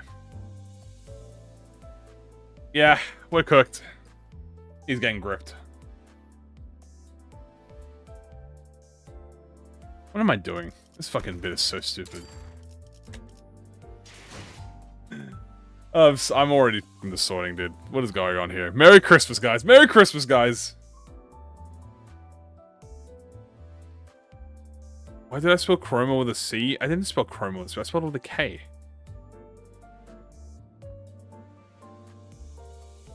Man. Guys. Rabies Christmas. You know what? Maybe the chromas we drew along the way with the rabies instead. It's July. Can I get Arknight E.G.Os after the event? The Arknight E.G.Os are gonna be during the middle or end of September. So we still got like about 2 months probably. Depends how it goes. What does this become to? You know what, guys? I don't know what this has become to. I think I'm gonna go to bed. I think we're done here for today, guys. We sat and we've discussed all the new stuff. If you're interested about the opinion on the IDs and the E.G.Os, I got the YouTube video up, and that's pretty much it. And yeah, that's gonna be it for me, guys. I'm gonna go to bed, and I will see you guys tomorrow before we play some more video games. I love Limbus Company. It is gonna be peak, so don't you worry. Thank you all for being here. Lovely to have you all. Lovely to. And also thank you guys once more for reaching, helping me reach 6,000.